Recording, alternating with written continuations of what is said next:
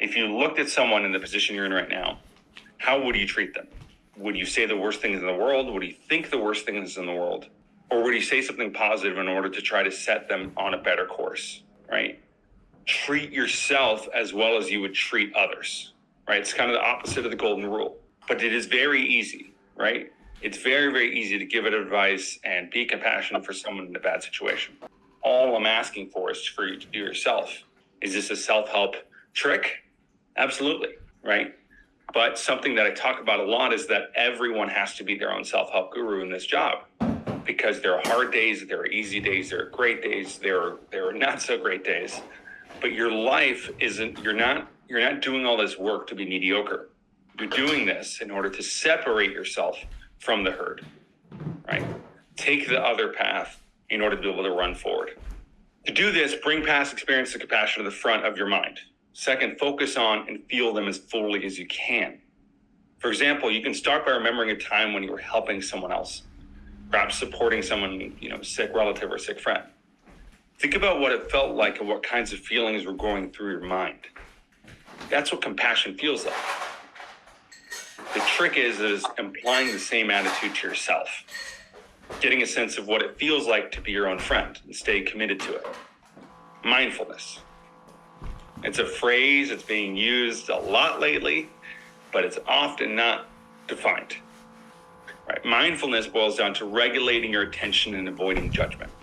Instead, just observe whatever is happening in your mind at that moment. To get started, you can try noticing the times when you feel at ease and allow yourself to simply be.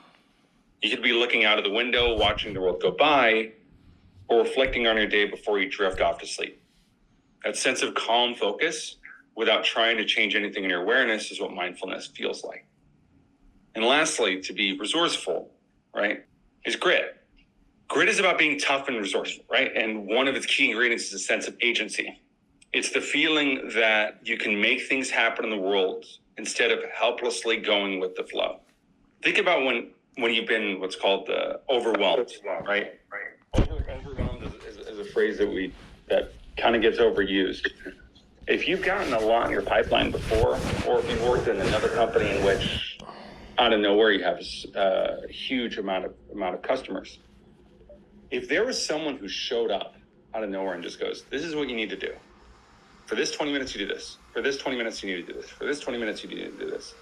Out of nowhere, it's going to feel significantly easier in order for you to be able to do all the tasks you need to do.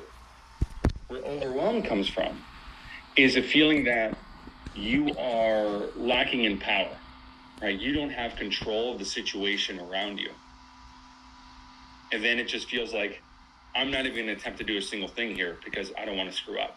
So that leads to you not getting out of your door, not going out and actually knocking doors, not trying to get new business because you're confused by so many things around you and you don't have a sense of agency. Agency means feeling like a cause instead of an effect. It's your ability to be active rather than passive, to take initiative and determine the direction of your life. The opposite of agency is helplessness. Learned helplessness comes from being bullied by life and never stepping forward. To do this, right, to gain that grit, you're going to have to take extreme ownership of your life. What that means is it's not always blaming yourself for every single thing that goes wrong in your life, right? But learning from it, right? Every single cancellation that you ever have is a tuition, right? You're just paying towards tuition to how you can be better the next time you're out there working. Right? No one owes you anything. You have to push through the extra door. You have to do one more rep at the gym. Reassert yourself with a customer to get your point across. And lastly, here is gratitude. Gratitude helps you get the most out of positive emotions. Thankfulness doesn't just feel great. It also brings a lot of benefits along with it. Right? Researchers have found that increases optimism and happiness while lessening anxiety and depression. And it doesn't end there. Gratitude also leads to stronger relationships, less loneliness, and better sleep. Along with these benefits comes, you guessed it, greater resilience, right? With gratitude being so rewarding, how can you generate more of it in your daily life? Well, we can start our sales meetings by asking, what are you grateful for today? But you can also compliment random strangers. Tell people in your life how much you care for them. And be happy that you're living in the greatest possible time in human history. Ben, we talked about this when we were on the doors, like literally complimenting more people and having those conversations with our customers. How's that been? Oh yeah, I love this presentation you're giving, because I always try to end every conversation on a positive note, no matter what. I'll just say God bless you. I'm sending you prayers or something like that, just to, if they are going through something negative in that day, and was the reason for their negativity or their unopenness to solar, at least leaving it on that note can maybe brighten their day a little bit. Absolutely, right? Something that's going to help you out in life in this job, it might not even get you that sale that day, doesn't matter, is try to leave every interaction on the doors or whatever else is going on with that person feeling better than when you met them, right? Whether you got the sale or not, just literally leaving the state in a better state, that's going to help you out. Because if you leave a door angry, upset, or anything else, lack of understanding, lack of conversation, right? There's certain cases where we can't do that. The customer just says no, slams the door. But if you leave it on a positive note, that customer might not go with you today, but he might go with you in 6 months. You're not sure, right? But when you get to that next door and when you meet that next customer, right, that next potential customer, you're going to be in a better mental state when you get there. Yeah. So calm. And Ben, by the way, phenomenal job closing that deal up yesterday. I know it's complicated and I'm going to help you out a little bit with that project, but just fantastic job, dude. Speaking of that grit that you had in the last page, that every cancels tuition, she canceled like an hour later. I think her kids called her and told her that it's a scam or something, because I got a cancel notification on service. We'll take a look at it right today to see what we can do. Okay. All right. See ya. So calm. Mirroring the anger and anxiety that many of your customers feel on a given day can cost you tens of thousands of dollars in years of your life. Right? Practice breathing to relieve anxiety, laugh in the face of awkward situations, and look to be grateful in odd moments to throw off the harmful effects of bad vibes. Right? And living with purpose. Pursuing your purpose can feel selfish. There's a fear that if you go all out, work 8 hours a day, that you may fail. This leads you to fear of stating concrete goals out loud, believing that you'll be judged. For example, you might find yourself holding back on taking initiative in life. Ask yourself about the actual risks and benefits of following your dream. How likely is it the events will turn out to be as badly as you fear? How much satisfaction would you get from doing it anyway, despite the risks? Often you'll find that you overestimate the risks and underestimate your ability to deal with even the worst case scenario. With your fears under control, your mind is free to think about the concrete steps you could take towards what's truly important to you. Why am I bringing up all these different topics? Because as you become a better person, right, and you can through this job, you just will. I've seen it time and time again, right? As you become a better person, more people want to spend more time with you. We're not just selling the lead. We're not just selling the deal. We're selling the fact that the person wants to spend time with us in the future, that they want to go with you for not just the company that you're working for, but for you, most importantly. So whether it's SolarMax or whatever company you're working with at that time, they are buying into how your level of connection, your level of confidence, what you can actually do to get that project moving forward. And that's going to help you out through your entire life. So whatever goals you had in mind for this week, right, of I'm going to knock this amount of doors, knock this amount of doors, knock this, do this, and this. I want to give you the gift of living with that sense of integrity. You can do that, and you can make that happen. And if you're resilient by using these tools, you're going to succeed significantly more than other reps while being able to maintain your sanity on the doors. And that's what I'm trying to help you guys out with. Okay? Any questions on this presentation or anything anyone wants to add? Taking care of yourself, taking care of your personal development is like the most important thing we can do in sales. And like, you nailed it right on the dot, like right on the head. Like, we go through this and it's like a hard job. You know, it's hard to take the rejection a lot. But like, the better and more comfortable you are in your life, the easier it is to go out and do this. The better you're going to be just in general. So you take care of the gym in the morning, you take care of reading, you take care of taking care of your mind, eating the right foods, and like, you're going to naturally be better at this job. So it's everything that plays into this. I think you nailed it right on the head, Carlos. Thank you, brother. Good to see you, Jackson. Yes, sir. And see, that's part of that is just taking the initiative, right? And we're using all of those effects and putting yourself in a mental health space that's going to lead to customers wanting to work with you in the future. So guys, there is, what do we have? 3 whole more days in the week, right? And we're a little over midway for the month. right? When it comes to getting sales, getting on the doors, whatever goals you were trying to seek, it is time. Today is the day in order to be able to hit those goals, get those sales, and put yourselves in a significantly better fucking position. So let's get out there. If you guys are having any issues with any of the terminal stuff or anything else, remember, I already reposted it out. There is all of the tips and tricks in order to be able to use our tools properly. And if you have any issues with customers, projects, cancellations, anything like that, give me a call. I will help you guys out. I'll see you all in Group Me. I just got off the call. I talked to Carlos. We're going to call back the little old lady from yesterday and figure out why she canceled. So I just went and took a shower, getting some editing done, and then Carlos said he was on a call at 11:30. So he should be off that soon. And then we're going to merge him in and the little old lady in, and we're going to figure out why she canceled.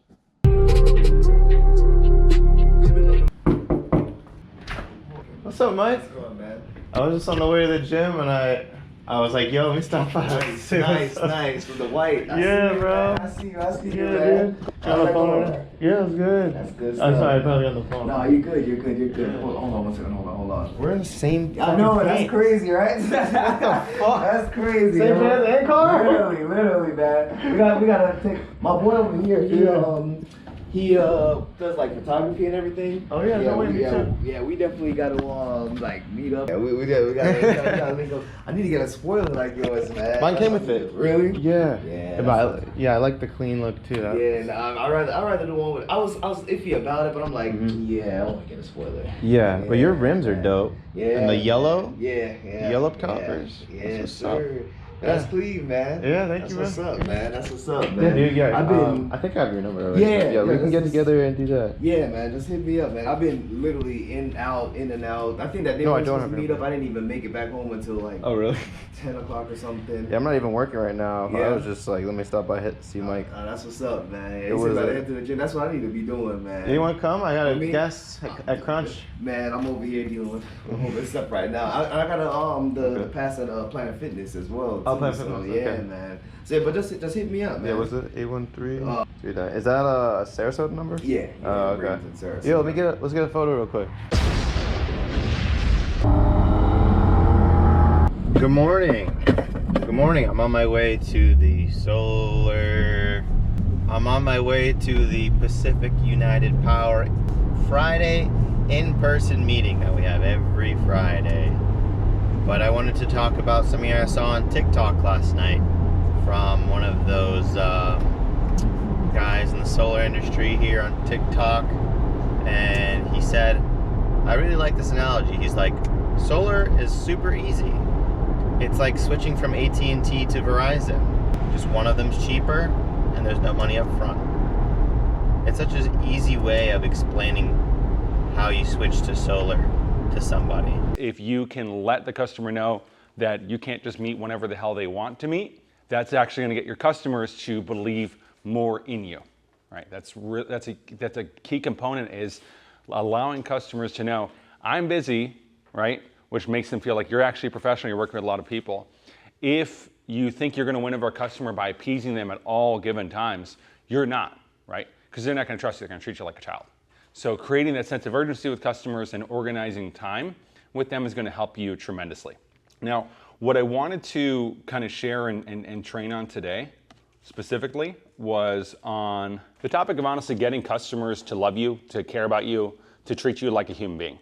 And I was thinking about this yesterday when I had to go back to a home. This was with Marco, one of his leads this week. And it was a really interesting conversation because when I first met them, it's a Cuban family. The father doesn't speak English at all. Old man, never wears a shirt, always has his gut hanging out, right? Just constantly like this. Surprisingly, that guy passed his service finance, which blew my mind away.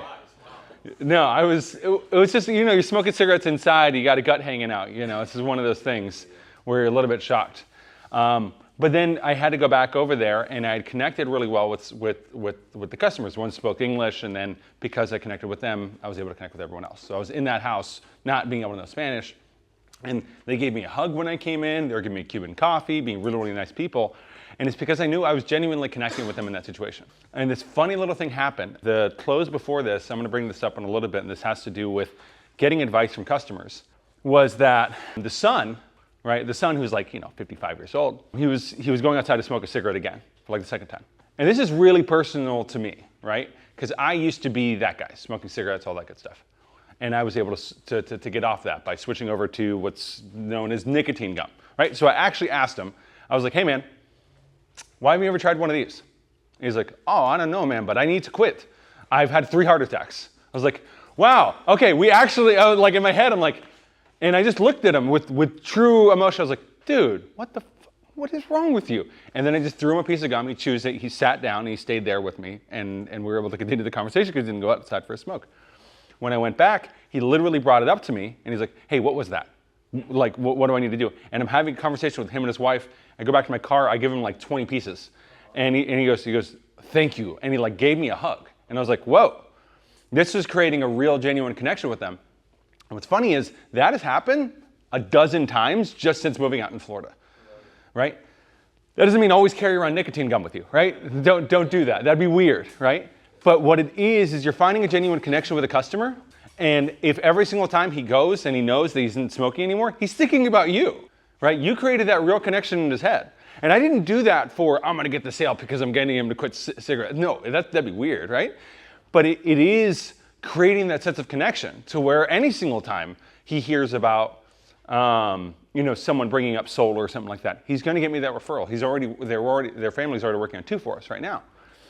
And so it's going from a pest to a guest. Because when, obviously, if I think about my first conversation with him, which was just, this week, skepticism, not trusting me, all that other stuff. But because I spent time with them, and the more they hear me, and the more they see me, and the more they get calls, the more it feels like you're their friend, right? A true friend, right? An ally in the situation. So a customer doesn't buy from you because of your product. They're buying from you because they trust you. The relationship is forged in the first pitch and continues well past installation, right? So there's this phrase that people like to use. It's being yourself. Ben, what do you think being yourself means? Some people like to change their personality for each person you're with. Yeah, like being a chameleon, right? And when you sense someone being a chameleon, if you notice it, it's kind of gross. You're just like, ooh, I can't trust this person. Right? It's difficult to do that. Well, one of my friends was telling me that his girlfriend changes her personality when she's around his friends, and then when they're alone, it's different. And I was like, that's so annoying. It's annoying, although in those cases, right, there's like little differences, but if it's a huge difference, and especially with men, if they're doing that on a constant basis, usually that's coming from a form of a lack of self-esteem, right? Because you're trying to turn yourself into whatever you think other people are going to want from you. And the more you do that, the less of a lasting quality you're going to bring to them. They're not going to remember you because you were just trying to be an NPC with them, right? And so advice given but rarely explained. You're all here because you have a unique ability to communicate, right? That's why you're in the door knocking space. A skill set that very few people possess at a high level. We have to amplify our best qualities when we're talking with customers. That means being goofy if you're goofy, caring and warm if that's actually natural to you, and assertive when called for, right? Some of the best sales guys I know, they're all a little bit different. I can't even say like, oh yeah, they're all the same. Some of them are just kind of wacky sales dudes, and they bring out that wackiness, that goofiness, and it puts customers in a place of comfort because they know they're talking to an actual genuine person. So if you are, a really serious type of person in most of your interactions, you can keep that way, honestly, whenever you're pitching and everything else. But every time I've tried to adjust my pitch because I heard someone else's, I remember doing that a while back, I heard this guy's pitch and I was like, man, this is like sociopathic, it's intensive, it's very this, that kind of thing. And I tried to do that and then it just became completely unnatural to me. And I was like, wait, I know what I'm doing. I trust in myself. I trust in that process. So I'm going to keep with that and then you can keep doing well. Your sense of identity cannot be tied to the outcome or else you're a rudderless boat being carried off into the sea. We have to be a lighthouse for customers. What does a lighthouse do? It guides a boat right back into the bay. But if that lighthouse jumps off the beach and tries to literally physically grab the boat, the light's going to go everywhere and no one knows what's going on. That's going to be carried off in the sea and both of you are left in chaos. You have to be able to just simply guide the customers while keeping a sense, good to see you, Jacob, keeping a sense of calm within yourself. People want to be guided. When connecting with a customer, opening up your body and guiding the customer physically leads them to opening up in return. And this has to do with actually giving a proper handshake, actually touching the elbow of a customer. I've done this before when I can sense that a customer is like this. I'll literally touch them by the elbow or grab them a little bit and move them across to another place. And as soon as that physical touch goes in, people are lonely. They're not getting touched very much, right? It doesn't mean being weird, okay? And if you think it's being weird, then you obviously don't touch enough people or you haven't hung out with enough Hispanics, right? They're very touchy-feely people.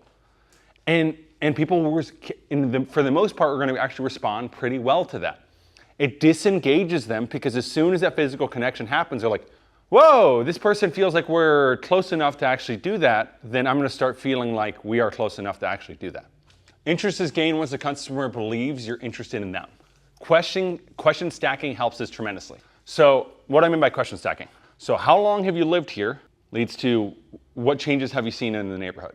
What's that been like, right? What you're doing is you're figuring out one key thing of what they just stated, leading to the conversation continuing and actually taking in what they're saying. And what that really helps with is this.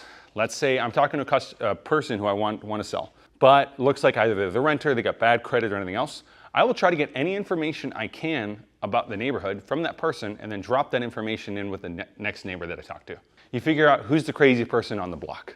You figure out who's the crazy person on the HOA board. And you bring up that information with them and they feel like, oh, this guy really knows the neighborhood. When I moved into my own neighborhood, like I found out, oh, that used to be called Robert E. Lee Elementary. And then someone burned it down and they changed the name. And I'll bring that up in the conversations, or I'll bring that up when I'm knocking in Tampa Heights and things like that. I was like, yeah, I live right by the school that got burned down. Like, oh, Robert E. Lee. And then they start going to this whole thing and they tell you a backstory about something. And that creates that real connection in the conversation. When you're doing this, you maintain focus, eye contact while nodding and smiling without fidgeting, right? You have to genuinely feel interest in what they are telling you at that time. You can feign it by just doing that a lot. But the thing is that the best way to do this is by just practicing on a constant basis. Good listening is where effective communication begins. It's more important than having a way with words, a stirring voice, any of those things. You can have a whole conversation with someone, talk only 10% of the time, and afterwards they're gonna go, wow, that guy is a great communicator, just because you were actually willing to listen and engage. So there are two main reasons for this. One, you'll learn things. No one can know everything, but you can access a wealth of data by tapping in another person's brain. Every single time someone dies, a library goes with them. And if you treat each situation like that, you're going to learn a lot of things. And two, people respond to those who listen to them. We all love feeling understood and valued. Because of this, listening to, internalizing, and mirroring another's opinions can actually persuade that person to see the world the way you do. True listening isn't a passive act that requires total focus. To show you're engaged, try nodding occasionally and genuinely trying to listen to that person. Add information into the conversation only when pertinent. The more information you get about your area, the more it can be used later on. And this is important as well. Ask them about home renovations they did. They're proud of their house. People are proud of their homes. They've lived there 20, 30, 40 years. If they put in the flooring themselves, they want to tell you about it, and you're going to compliment them for the fact that they were able to do that. Learn how and why they picked companies to do their work with, and that can be used to tailor your clothes. Why did you choose that roofing company? Why did you choose this? Why did you choose that? Great. That's what we do. Right? You tailor your clothes to them. And if they say certain key things like they weren't the cheapest, they weren't the least expensive, you're definitely going to use that in your clothes. Yeah, we're not the least expensive company. Right? We're going to take care of you though for the next 25 years. People want to talk about their pets and their kids. Listen for their names and jot them down in your notes. Reference them in the close and in future conversations. Always use their first name and use it often. Right, Ben? Yes. Exactly. Right? If they're going through something difficult, empathize and move on. Taking a mental note to reference later if needed. When in home, compliment at least one key feature in their house. Looking at things from others' perspective is the best way to ease difficult situations and have more successful relationships. Doing this in your daily life makes it much more natural with your customers. Don't just wait around for suggestions or complaints to roll in. Instead, proactively ask questions. What life experiences did the other person bring to the table? What are they trying to achieve or avoid? You don't need to blindly go along with everything. Just make a sincere effort to figure out what other person's desires are. On the topic of same days, I've talked with Ben about this, I talked with the Solis brothers. If you're knocking in the hood, their time management skills might suck. Let's just be honest, right? Low-income people have low values on their sense of time. That's why they're low income. If your customer's time management skills are questionable, you can do your entire sales process from pitch to close in one session. The key in those situations is reinforcing that the application is the first part of the process. I don't have panels in my car, right? All I'm trying to do is to see if your home is going to be an eligible candidate for this, right? That's what we need to figure out. And you know you have a same day set. If they ask the question, so what's the next step? How do I do this? Boom. You damn well figure you're going to make sure that you get that deal closed that day. To get in the home, make them feel comfortable with you at first. This includes doing a walkabout around the home and asking them key questions to keep intrigue going. So the key line would be, so I just need to send this off to my engineer and write down some project-specific notes for you and your partner. Do you have a little table we can sit at? I just do this. I used to do this one all the time, and it was funny because I actually had a guy straight up bring out a tiny little fucking table to me outside, and I was like, you know, I've been asking for this for a long time. This is all on me, right? But just, do you have a little table we can sit at?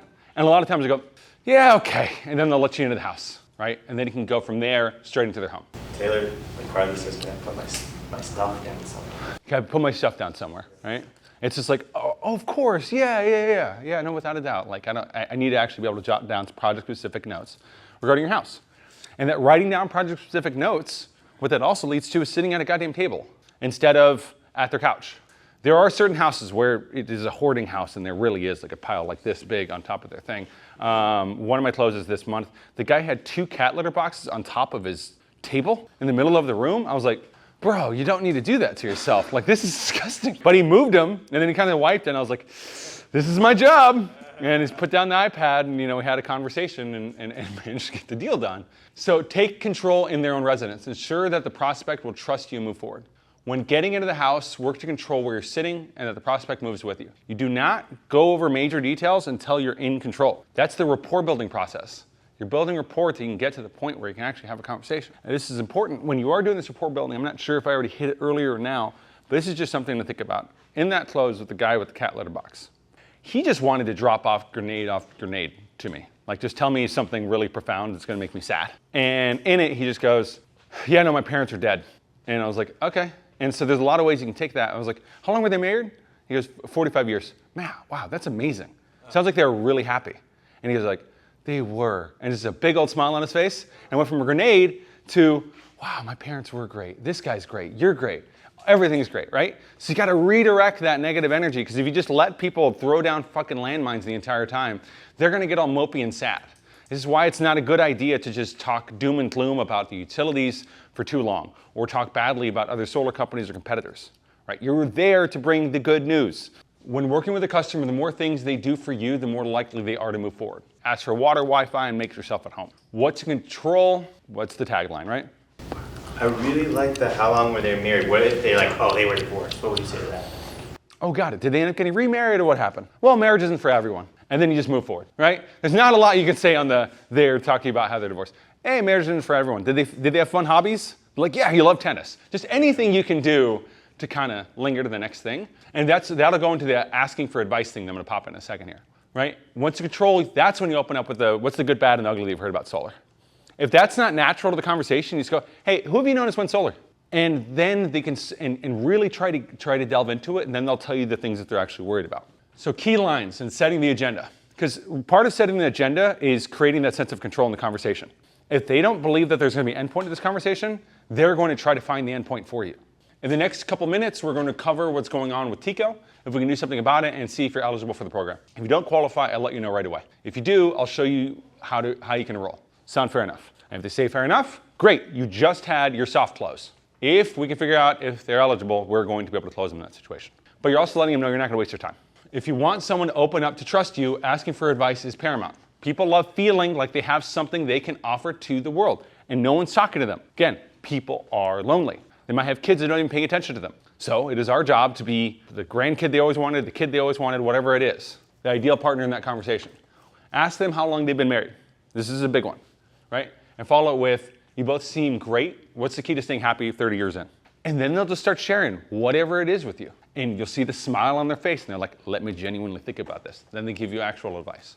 And from there, you can in turn, you can offer advice outside of solar. And this is the mention of the nicotine gum thing I was talking about earlier. Speak with conviction in order to create safety. Imagine a pilot. Imagine you're on a flight, and the pilot's like, we might get there in like 11:30. We might not, I don't know, right? We'll probably be flying over Vegas. If they're using a bunch of uhs, maybes, probablys, are you gonna trust that guy with your life? No. Are you gonna trust that guy with your house? No. And the more there is a language disparity, that doesn't mean someone who has broken English because they mostly speak Spanish. That can mean someone who's just not very educated. The clearer and more concise your words have to be. You have to make them clear. You can't speak in metaphors or probably like or any of that stuff. It all has to be with 100% conviction. There are filler words that create confusion. You have to speak with complete conviction. Instead of if we put the panels up, we say when we put the panels up. That's a part on this, the little graph that I show about how net metering works. I go, when we put the panels up from 8 a.m. to 3 p.m., you're gonna produce all the power you need of the day. Then you're gonna sell back that energy to TECO. I don't go, if we put the panels up. When you're doing your site survey check outside the house, you can say things like, when we install the panels, is it gonna be okay that it goes on the backside over there? If they say yes, they're already agreeing to solar. You're getting a bunch of pre-agreements in your conversation, right? You figure out the pain points, whether it's never being able to lower the AC or beat up main panel, and say you're gonna solve it if they qualify. And I've had silly stuff, like a customer's like, I got screwed over on a main panel upgrade. Okay, cool, we'll take care of it for you. And they were more excited about the main panel upgrade that they kind of forgot that it's a $70,000 loan. Like they get bought in on those things. This is big. Bring up the referral program midway through your close. People like serving others. The referral program is not just about getting $500. Back in the day, right, if you were in a small tribe and you found the greatest fishing hole in the world and you told other people, there was such an insane sense of social validation that came from that. That's what we're doing. We're giving them, hey, this is the best fishing hole in the world. This is the best way possible to solve a problem that you and your friends are dealing with. And so after you show them the pricing, hey, is there anyone else you know who would benefit from this program? And you get them bought in the idea, and then you tell them about the $500. And as a corollary to that, what you should do is bring up an example of someone else who got you a lot of referrals. I bring up Tina, the Filipino queen, who got me 13 referrals. She got $8,500 back. I bring up those people so they can go, well, I like this guy. This guy likes this other person because they did something for him. I should do this thing for other people. You're just hitting a lot of forms of social validation in it. Humans want to share good information with others. It's a primal form of social validation. Now, the important thing is to tell them exactly how to create the connection between you and the potential referral. Because what will happen is if you don't tell them, they'll go, oh, I gave them your number. They should reach out. They're probably not going to reach out. You tell them, hey, put me in a group chat with them. Don't explain too much, right? Because I doubt you can explain all this back over to me exactly how I explained it, right? You had to understand things. So just tell them that you got rid of your utility bill with this program. That's all you need to let them know. And then I can figure out everything else from there. You let them know how to do it, and they're more likely to do it because they'll be also less afraid. And it also makes them think like, oh, this guy obviously gets most of his business from referrals. Safety comes from knowing what's next. So the timeline close on the back of the packet. The timeline close is there so the customer knows every step of the way what's coming next. Set a date for when you're coming back to answer any additional questions. Write down when and whom people may be calling, emailing them. So key lines here. I'm going to do everything in my power to get this project through smoothly. What I'll need on your end is this. What causes most delays on projects is unresponsive customers. What is this doing? This is pre-framing them. They're going to hear from some neighbor at some point, it took forever to get the system on. And they'll go, I bet you that guy didn't answer emails. Right? You are pre-framing any issues from happening. If Good Leaps or TECO reach out to you, I need you to pick up the phone. Can I count on you for that? Can I count on you? This is why on that timeline in the end, I write down, this is going to call you within 3 to 4 days. If you don't pick up, they will keep calling you. I write on the timeline after installation, Service Finance is going to call you. We cannot get inspectors to come out and turn on your system unless you tell them that the system got installed. That's what that call is for. And it's not to turn the system on, it's so we can get the inspectors out. You let them know, here are all the people who are going to call you, and you write it down on the packet, or else they're going to be confused. I've had customers of y'all's, I can know off the top of my head, who canceled their projects. And I call the customer, they're just like, I didn't cancel, I just didn't know what the hell Good Leap was. They just forgot. And then they get a call, $85,000 loan. Like, I didn't take out $85,000. Oh wait, that's right, solar, $85,000 loan, right? And if you're not communicating that with them, don't be afraid of conflict. Always strive for honest conflict over dishonest harmony. This goes for all points in life. If you find out you need a change order on the project or need to get additional work done after signing, let the customer know immediately and set up a date to meet. The day after signing is same day, pop by the house because you were in the area. The more times they see you, the more they become comfortable with you. If you really want to lower your amount of cancellations, you stop by the next day even if you don't, hey, I was actually just in the area, I was meeting up with one of your neighbors. Just wanted to figure out how are you guys doing? And what you do is you remember things. How's your dog doing? What's going on with this? Whatever's going on in their life. Whatever little trinket that you got from the conversation. During every phone conversation with the customer, refer back to a person, place, or thing that was important to them outside of the topic about solar. Take ownership of mistakes. If you mess up on paperwork that leads to an issue with the project, admit it. Admit mistakes. State that you want to make it right by offering something. Level with them and you'll gain a massive amount of trust. If in the conversation, if you did screw up, own it. And if in the conversation, it turns out there was a problem with the install or something else happened like that, still own part of that conversation. They're going to trust you more. If you're constantly blaming on everyone else, they're not going to trust you because they're going to think, oh, well, if they talk about others this way, they're going to talk about me this way. For starters, be the first to admit your own mistakes. Maybe even laugh about them. It's a weird trick that actually works because what it does is it normalizes mistakes. It also softens the mood when blame's being laid. Firstly, if you blame others, they'll immediately begin contradicting you and defending their actions. People don't usually try to mess up. If someone does stumble, he probably knows how and why it happened. Honest conflict over dishonest harmony. Use that in all portions of your life. That includes having conversations with me, having conversations with SolarMax, having conversations with anyone. If you guys are running into issues on your projects or anything, right, or wondering about costs, call me, talk to me. I want to create an open space for that as much as I can. Lastly here on ensuring that they go to installation. Feed their soul. It is insane how much money I've made off of sending people fucking cookies. It's crazy, right? After every close, sending the customer cookies with a note can help ensure a happy customer for life. I use a company called Operation Cookies. They're veteran owned. They're really quick. They're little price. I mean, I'm basically spending $30 on a dozen cookies for the customer, but they're so delicious. Like they're stupidly good. And you can find whomever you like. On mine, the note says, hey, customer's name, it's Carlos, your solar guy. Have some cookies on us and feel free to call me if you need any help finishing them.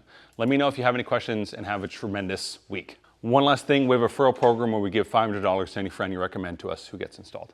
You can also add in, on that website at least, you can add in whatever else you want in there. I had one where the customer's son just got diagnosed with brain cancer. So I literally, and he lived with him. So I put in there like, hey, and his son.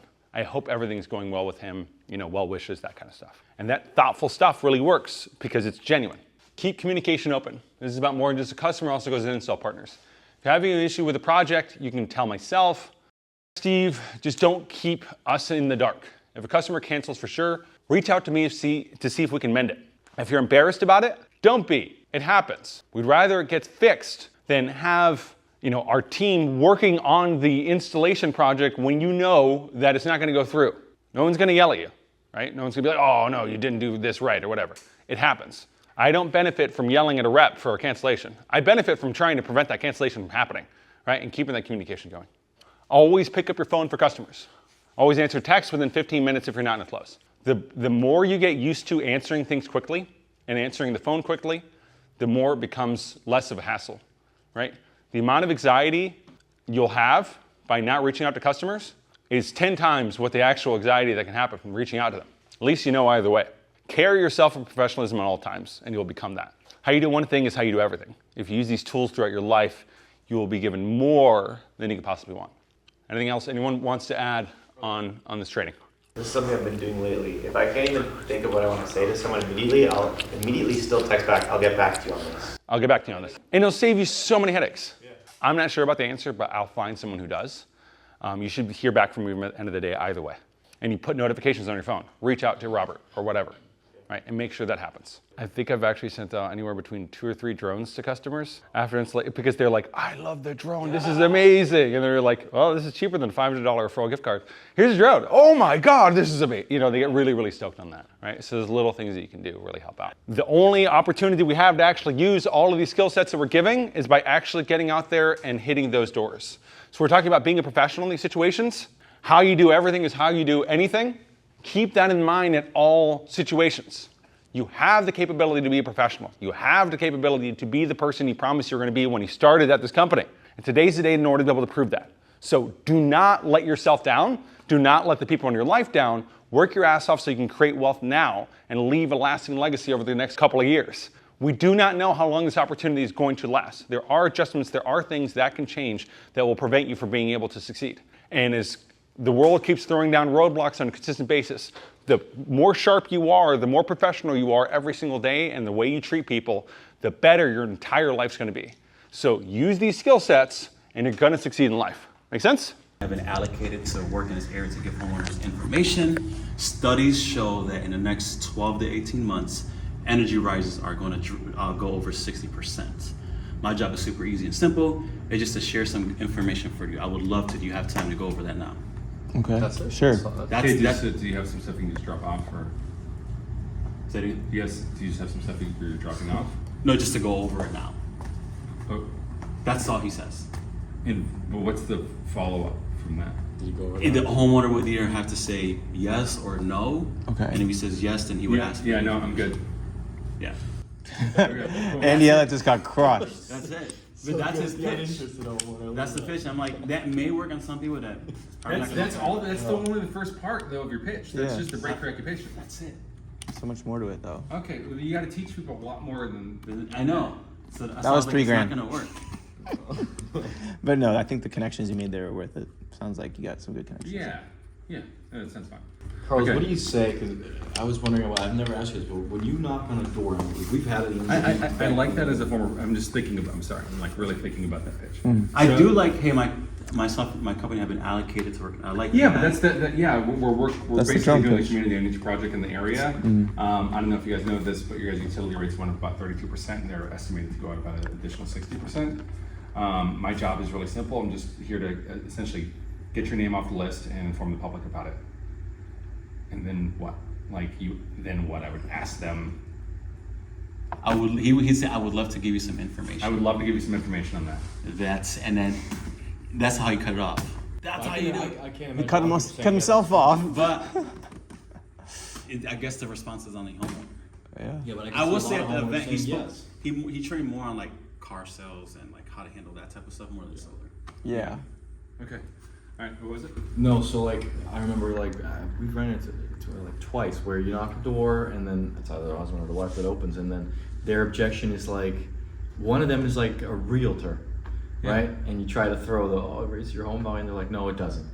Yeah. It actually turns people away when it has solar on the home. God, is that what you've experienced most of the time? Yeah, we have actually. Yeah, it turns people away from the home. They don't want to get the house with solar at all. Really? In what communities? Because honestly, No, even in our neighborhood right here, you know, like there's been a couple, yeah. Because actually, mortgages before I got into the solar space, and so I'll actually show you this real quick. So this study, and it could be totally farce, right? But they estimated out about 300,000 different houses in order to come up with this, and this was the appraised value of the house. To be honest, unfortunately, I'm sure some of your neighbors out here, their companies weren't certified and they're using subcontractors whenever they did their install. So there's a potential that the systems aren't currently working. I do not want to leave you in that shape whatsoever. Our job really is honestly just to see if your home is going to be eligible for it. I can show you all the paperwork, the certification, and everything else. That'll kind of give you a little bit of peace of mind. Does that sound fair enough? Well, you know, I've been told that before, but really, you know, my wife, she's a realtor herself, so like she's obviously been in the field, you know, experiencing this firsthand, and she's just had trouble selling homes that have solar. Like it seems Got like it. Is she people here? don't want to. No, she's at work right now. She's at work right now. Honestly, if she has some information that's going to turn me away from this field, I think it's going to be a win-win either way. Either I'm going to keep doing what I'm doing, or I'm not. But as far as your wife, if it's going to be able to actually add value to your home and eliminate your guys' utility bill, I think it's fair to actually give it a quick listen. Does that sound fair enough? That sounds fair, yeah. Yeah, because let me just ask a question. Is she aware of how much you guys are spending on your electric? No, that's all me. I'm taking care of all. I mean, she knows roughly what we're spending. Okay. She doesn't. And how long have you owned the house? About 6 years now. About 6 years. So do you know what your bill was when you first moved in? I think it was around $220 mark, 220. What are you Yeah. spending now? like 380 or something. 380. Okay. But so- I mean, I know our consumption went up when, you know, our kid was born and everything, so that might have. Got it, but I don't think your kid is charging a Tesla, is he? No, he's not charging No, a Tesla. no, definitely You not. sure he doesn't have like a cool little EV vehicle or anything else? he's about 3 Because years old. I'll be honest with you, turning on extra lights, giving him a little bit of water, and then feeding him some, baby food. That's not turning up the amount of kilowatts that you're Right, using, right. Unless you Yeah. just went from 79 degrees all the way down to 60 degrees or something else like that just for them. Yeah. But listen. If you had any payment in your life right now, like let's just say your car, it went up, let's say, Les, you're just telling me right now, 100% over the course of 6 years. If there was an opportunity to where you didn't have to deal with that anymore, do you think your wife would be against that? I don't think so. No, right? It's like your job as a partner, especially, right? You guys are both working. You guys want Yeah. to save the money where you can and add value to your house and your life in any way you see fit. So I think just judging by our conversations and judging by my relationship with my wife, if I can cut down on my bills, I think it's going to be a good idea, right? Again, I can't promise anything on my end, But you already told me you handle the bills, correct? Yeah, and like I said, it's not that I'm totally opposed to solar. It's just that it's always just been real quick our, because I got to in head our on just field, 1 second. I just need to see if you're actually already paying in towards the program. Okay. Can you go ahead and What program are you talking about? Okay, so I'll show you on the bill. It's called the redirection program, but there's a little hidden fee on some of the bills out here that I need to show you. So I'm gonna go ahead and check the meter. Go ahead and pull that up. I'm guessing you're a phone guy. It's all on your phone. Yeah, it's all Got on it. my phone, Oh, yeah. way easier. So just go ahead and pull that All right, up. all Let me right. know if you're having any issues with it. I'll be right back. All right. Okay. And then when I go back to check the bill, okay, yeah, I'm taking a look here. Yeah, you see this little portion here? It's called the Clean Energy Transition Mechanism.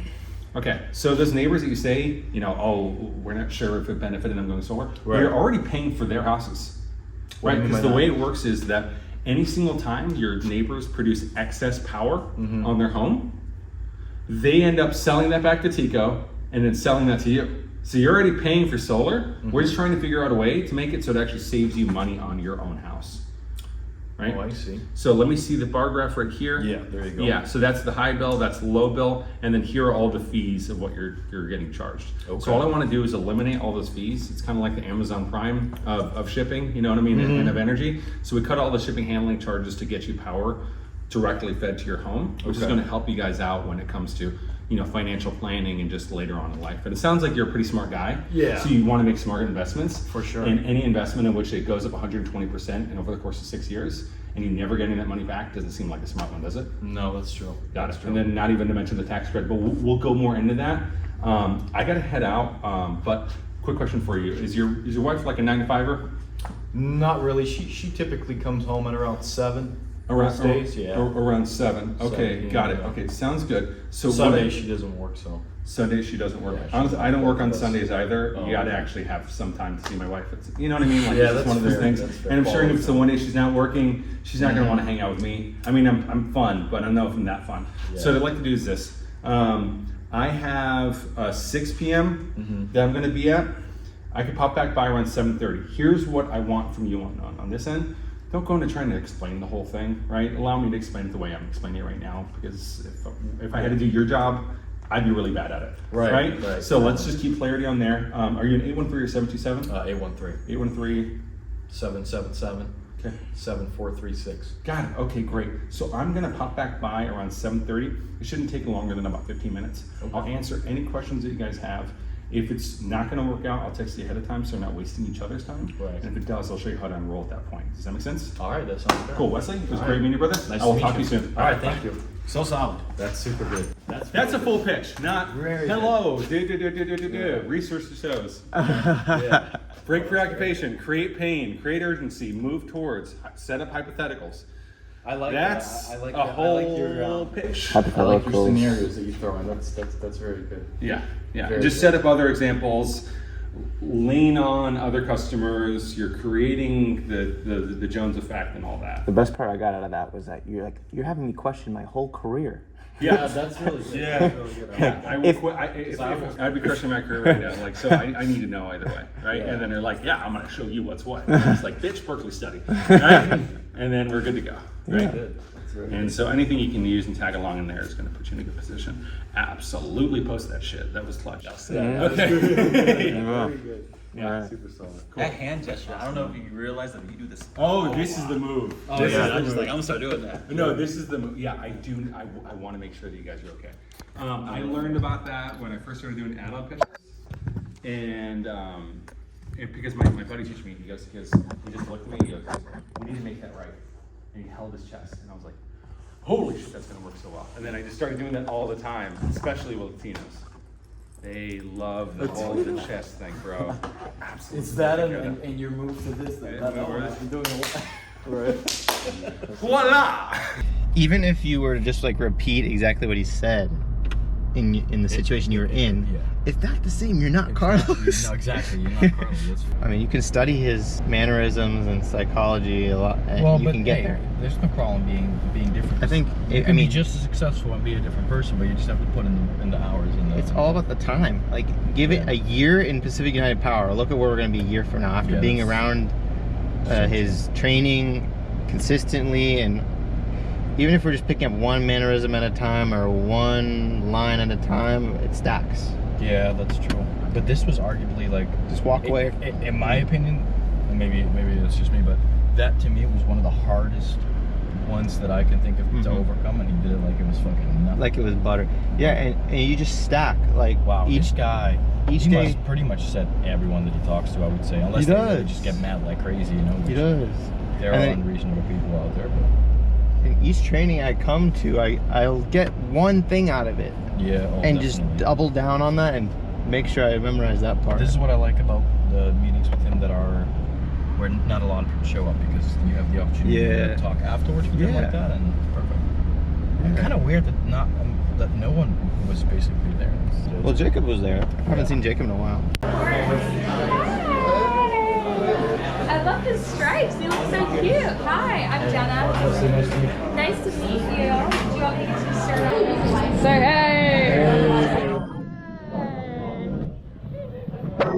Say hey, Wes. It looks good in stripes. Thank you. Organic straws. Wow. I should have brought you out water bottles. I didn't think about it.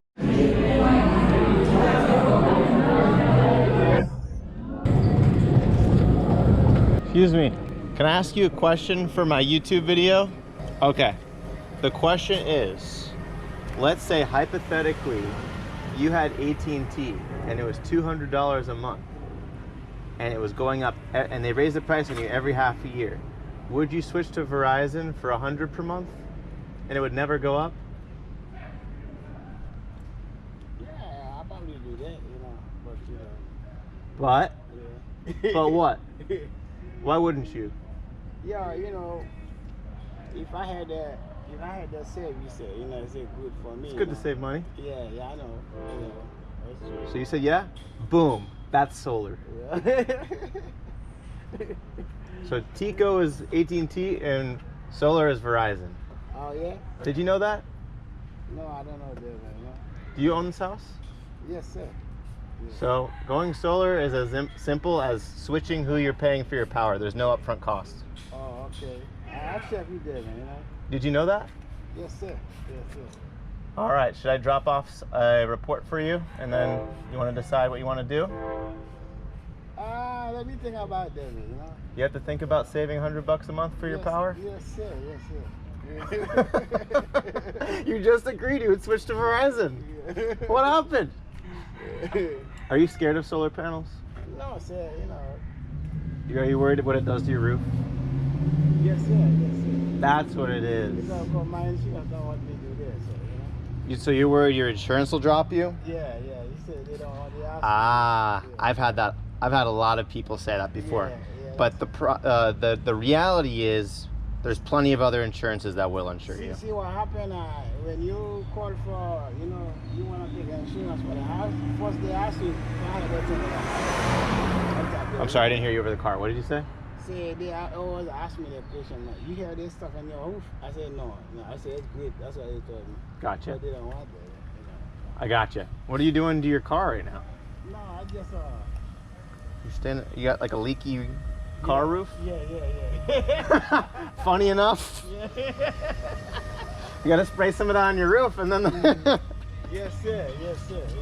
Yeah. Have you seen this picture before? This is a hurricane that went through Texas, and the parts of the roof where they didn't have solar panels, the roof got destroyed, but where the panels were, it protects it. So that's a popular misconception with solar, is that it ruins your roof. Oh, I saw that, yeah. It actually protects your roof. Anyway, my name's Ben. Think about it. I live 4 houses down that way. Oh, I see. And I do solar. Okay. And I help people make it make sense. Oh, I see. People don't realize how amazing it is. Thank you for stopping by. Yes, sir. What was your name? Joe. How do you spell that? A-D? G-A-O-E. G-A-O-E? Yes, sir. Gale? Joe. Joe. Oh, okay. All right. Where are you from? I'm from Haiti. Haiti, man. All right, brother. All right, sir. Have a good day. Let me know. She just bought the burger, just like poking beans. She just bought the burger, saying I hurt her knee. She hurt me, rich don't Hercules. Okay, so I just saw this TikTok that says if you wear pink, it makes people more submissive and more likely to say yes. I probably shouldn't share this since people I know watch and know I wear pink all the time, but this is the reason I do it. In the 1980s, psychologists painted jail cells with this specific shade of pink. It's called drunk tank pink, and found that prisoners were more calm as a result. Then football coaches began painting their visitor locker rooms with this same shade of pink to pacify their opponents. So I got a bunch of t-shirts and button-downs in this color and found it makes people more likely to feel good around me and more likely to say yes. And that's why I wear pink. So I wasn't even gonna put this in, but I guess I'll put it. I'm going to the mall right now to buy a couple pink shirts to see if it affects my sales. If we can double our close rate just by putting on a pink shirt, I think it's worth it, right? I forgot to film myself trying it on, but I got a pink collared shirt from American Eagle. It looks good, so we're gonna test it out. Here it is. I'm in my pink shirt, so it's time to go and get some pink sales, my dudes. I'm ready. I am ready. Let's go do it. Let's save some people some money on their electric bills. MJ, questions you guys are having on either objectives you're trying to handle, problems with actual projects, or just inspirational things you guys need some help on. So if anyone would like to get started, what are some questions that you guys are having right now? I have a pretty simple one, actually. The meter, if it's not updated, or is that part of the main panel upgrade, or is that like... That's called a meter swap. The utility company does that? The utility company can actually do that, and I've had that before where they have the old analog meter, and they just commission with the utility in order to get that replaced. Okay, that's what I thought. Yeah, we can get that sorted out pretty easily. We've had a couple out here that had updated meters. There weren't any additional adders on the project. Great question. What else we got? Hello, how are you? How are you? I love the flowers out here. Oh, thank you. Do you do those? Yeah, so I was just wondering, has anyone, have you guys seen the drones from our company flying around on the street this week? No? Okay. So what they were doing when they were just scanning the street to see which homes didn't have too much trees around them, and the ones that do, they would be eligible for a 50% reduction in their electric bill. Basically, what we do, we're a fully funded project. We are licensed by the state of Florida to do the tax incentives with the solar programs and stuff like that. Has anyone stopped by to let you know how it works? I had some people come by, but I haven't done it yet. I wanted to get with Tampa Lynch because I used to work with them to see what the fundings are and what's the good companies and stuff. Exactly. So I'm not with sales. Basically, what we do is we just give you the information, and then if it makes sense, great. If it doesn't, no big deal. I'm literally not even here to sell you anything today. I don't have solar panels with me or anything. All I do is I just take a look at your electric bill to see like what kind of usage you had in the past year, and then I have someone drop off real quick. Well, my usage is just high this month. Last month, I think because my husband used that back refrigerator to put stuff in. Oh yeah. Because he's worked for this refrigeration company that does like all the soda refrigerations, just like Pepsi and Coke in the stores. Right. And that one's a big usage. Right. And mine used to be like right at maybe 180 or something like between 120 and 180. Right. But this month it went to 280 something because of that. Yeah. And I've been home since I had surgery, so that's kind of both is in there. My name is Ben, by the way. What's your name? Darlene. Darlene, nice to meet you. And then too, we usually when we leave in the morning, because I'm the last one at 6, I turn the heat off, the air off, and then they turn it back on around by. To save power? Yeah, around by 1:30, and that was good. But I've been home with surgery, so that's why it's kind of high. But it usually stay under 200. Okay. Well, 200 sounds about right for this area. I've had a couple other people that are around 200 too, so that's pretty low. Yeah. Are you available around 12 when we have our engineer come by? Might be because I have I go to my first I'm at 8:30. I go to my first initial therapy, and they're gonna give me because I just had it in August. I had shoulder replacement, and they're gonna send me start working now. Yeah, so they're gonna have me go to one of the other places on on Big Bend Road, where I had surgery. What time is your therapy on? My therapist, my initial, what they call it, screening is at 8:30, and then they say they'll send me over there. So once they get all my information, then they send me over there, and then they take the eval and look at it, and either if I want to finish that tomorrow or come back. So it could be a while. You might be there for a couple hours. It depends on if they start bothering hurting me because I can't lift it. This is the first I can lift it. we're gonna have to schedule it for another day next week. So, right. Because I go back to work in September. Oh, okay. What do you do? I work for Progressive Insurance. Oh, okay. Is that like a sales position or is that just customer service? We process. We make all the checks out to Oh, so you actually do the processing? Yeah, we make all the checks for the providers and the lawyers. Oh. So we get them together, send them out with the bills and the checks. Wow. You must have had a lot of claims during the hurricane. Yeah, Florida's been good this year. Yeah.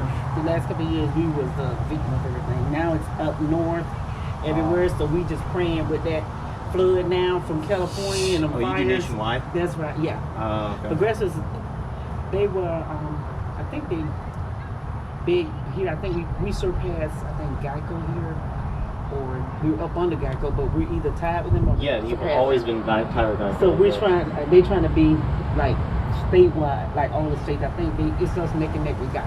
Okay, Darlene. So would it be safer to come by like later in the afternoon tomorrow morning? Yeah. Okay. Real quick, just grab like a copy of your electric bill, and then I'll have that sent in, so that way when we come back tomorrow, we'll have the right information for you. Let me see, because I usually take it. Okay. Put that there. Cooking some dinner yet? Oh no, I ain't cooking since I've been home. I just went to McDonald's. McDonald's? Yeah, I haven't Where'd been you to go? McDonald's in a long time, but I got my hamburger super fries. Oh, okay. You haven't done any exercise, no? Let me walk you around. I'll show you what we did with the meter real quick. If you have a second. Where's your meters, on the left or the right? On the left. See if they updated it. Yeah, I think they did. Because when I moved here, they forgot to cap my thing. And like just I think it was two years ago. Okay. I had a power surge and my whole thing blew out over here. And come to find out, they capped it up here, and they've had a temporary cap. Yes. And it fried this whole thing, and they had to come and redo my whole thing. So You gotta push that. No, push that. This part? Push it up. Yeah. No, push that little slit thing up. Oh yeah. So you got a 200 amp. So that's brand new. We just updated that. Yeah. Perfect.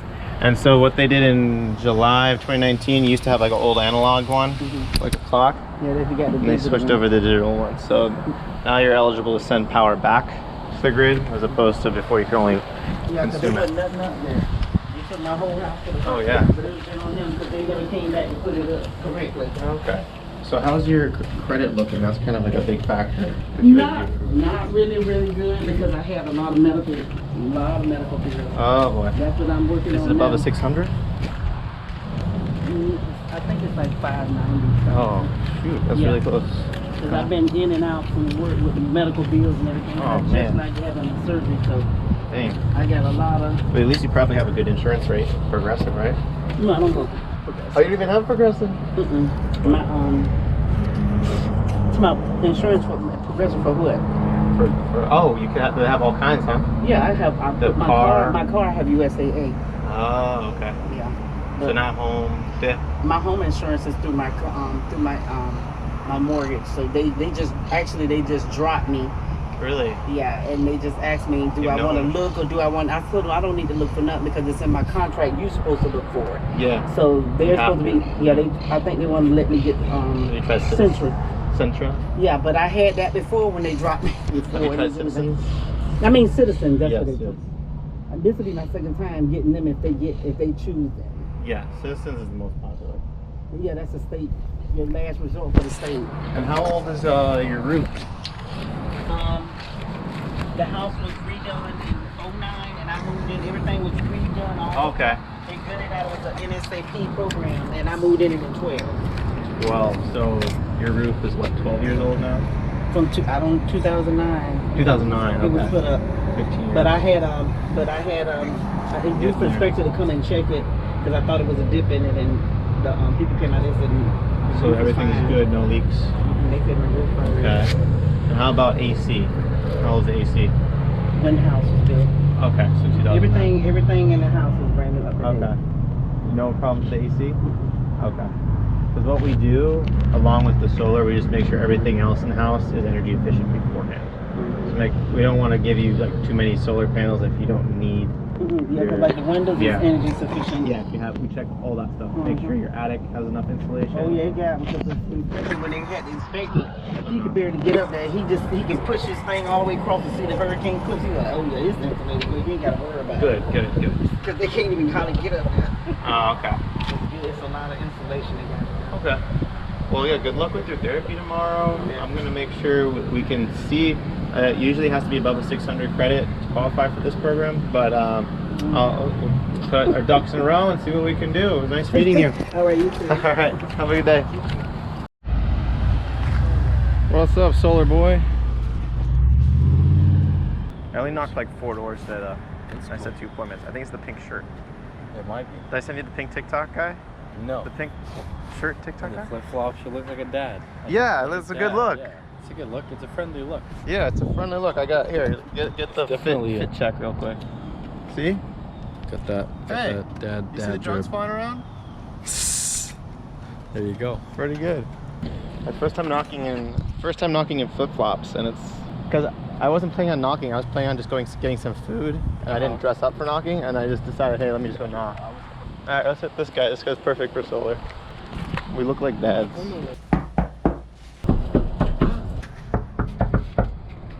Hello, how are you? Good. Awesome. I love the house. Looks great. Yeah, so I was wondering, have you seen the drones flying around from our company in the past week? No? Okay, so all they were doing was just picking homes based on shading. Your house doesn't really have any tree coverage, so what they were sending me out to do is there's a fully funded state project for reducing your electric bill. It's funded by the state of Florida to have more renewable energy. Have you heard about the program at all on the back of your TECO bill? No? Okay. So all I do is just take a look at what usage you have in the home versus on the electricity, and then I have someone come by and just show you how to get enrolled in the program. Is that something that you would want to look into? I'm not here to sell you anything. I'll just give you the information. No. Did you understand? Does it make sense? I Okay. understand, but Okay. I'm not the owner. Oh, you're not the homeowner. Okay. Yeah. All right. Is the homeowner available? Is the homeowner No. there?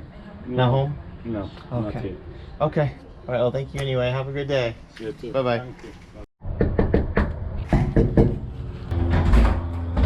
Hi, how's it going? How's it going? I love the garden out here. Is that all you or? No, I definitely have to clean this up for sure. Looks good to me, man. I was just wondering if you saw our drones flying around from our company in the past week. No. No? Okay. All they were doing was seeing which homes are qualified for the net metering program. Our company is licensed by the state of Florida to get people enrolled in the program. Basically reduces your electric bill. But I'm not interested. No, I'm not a salesperson. I'm just dropping off information. Oh, okay. So, roughly, what would you say is your electric bill?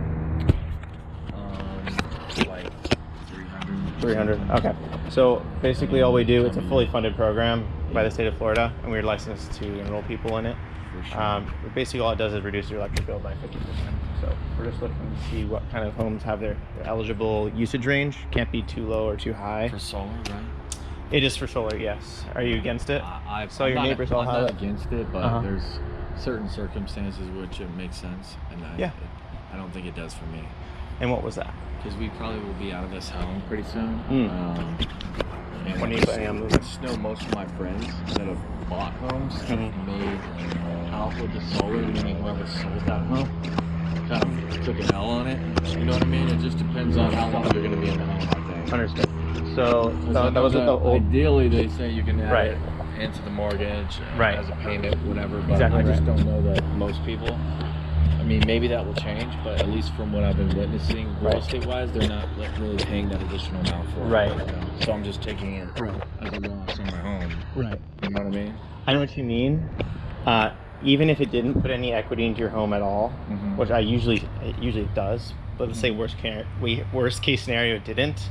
All you're doing is for the new homeowner is the same way they would sign over their contract with TECO. They would just sign over your contract with solar, so they'd have a lower electric payment, even if it doesn't increase the value of your home. Most cases it does. That's just an added benefit. But isn't that if they are willing to take on the payment of the solar panels? Well, they have no choice. They have to take on the payment of TECO. They can. That is correct. And this is just less.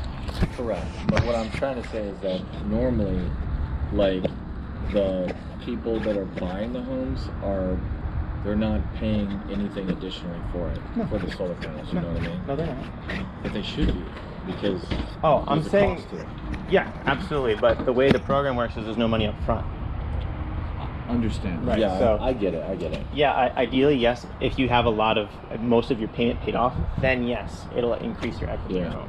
But if you just got the panels and then you move next year and you only have 1 year of the 25-year period paid off, there isn't a lot of equity to be added there, because they do look at how much is paid off so far. Yeah. But still, at the end of the day, you're going to spend half as much on power for the next year, and it's a no-brainer no matter what.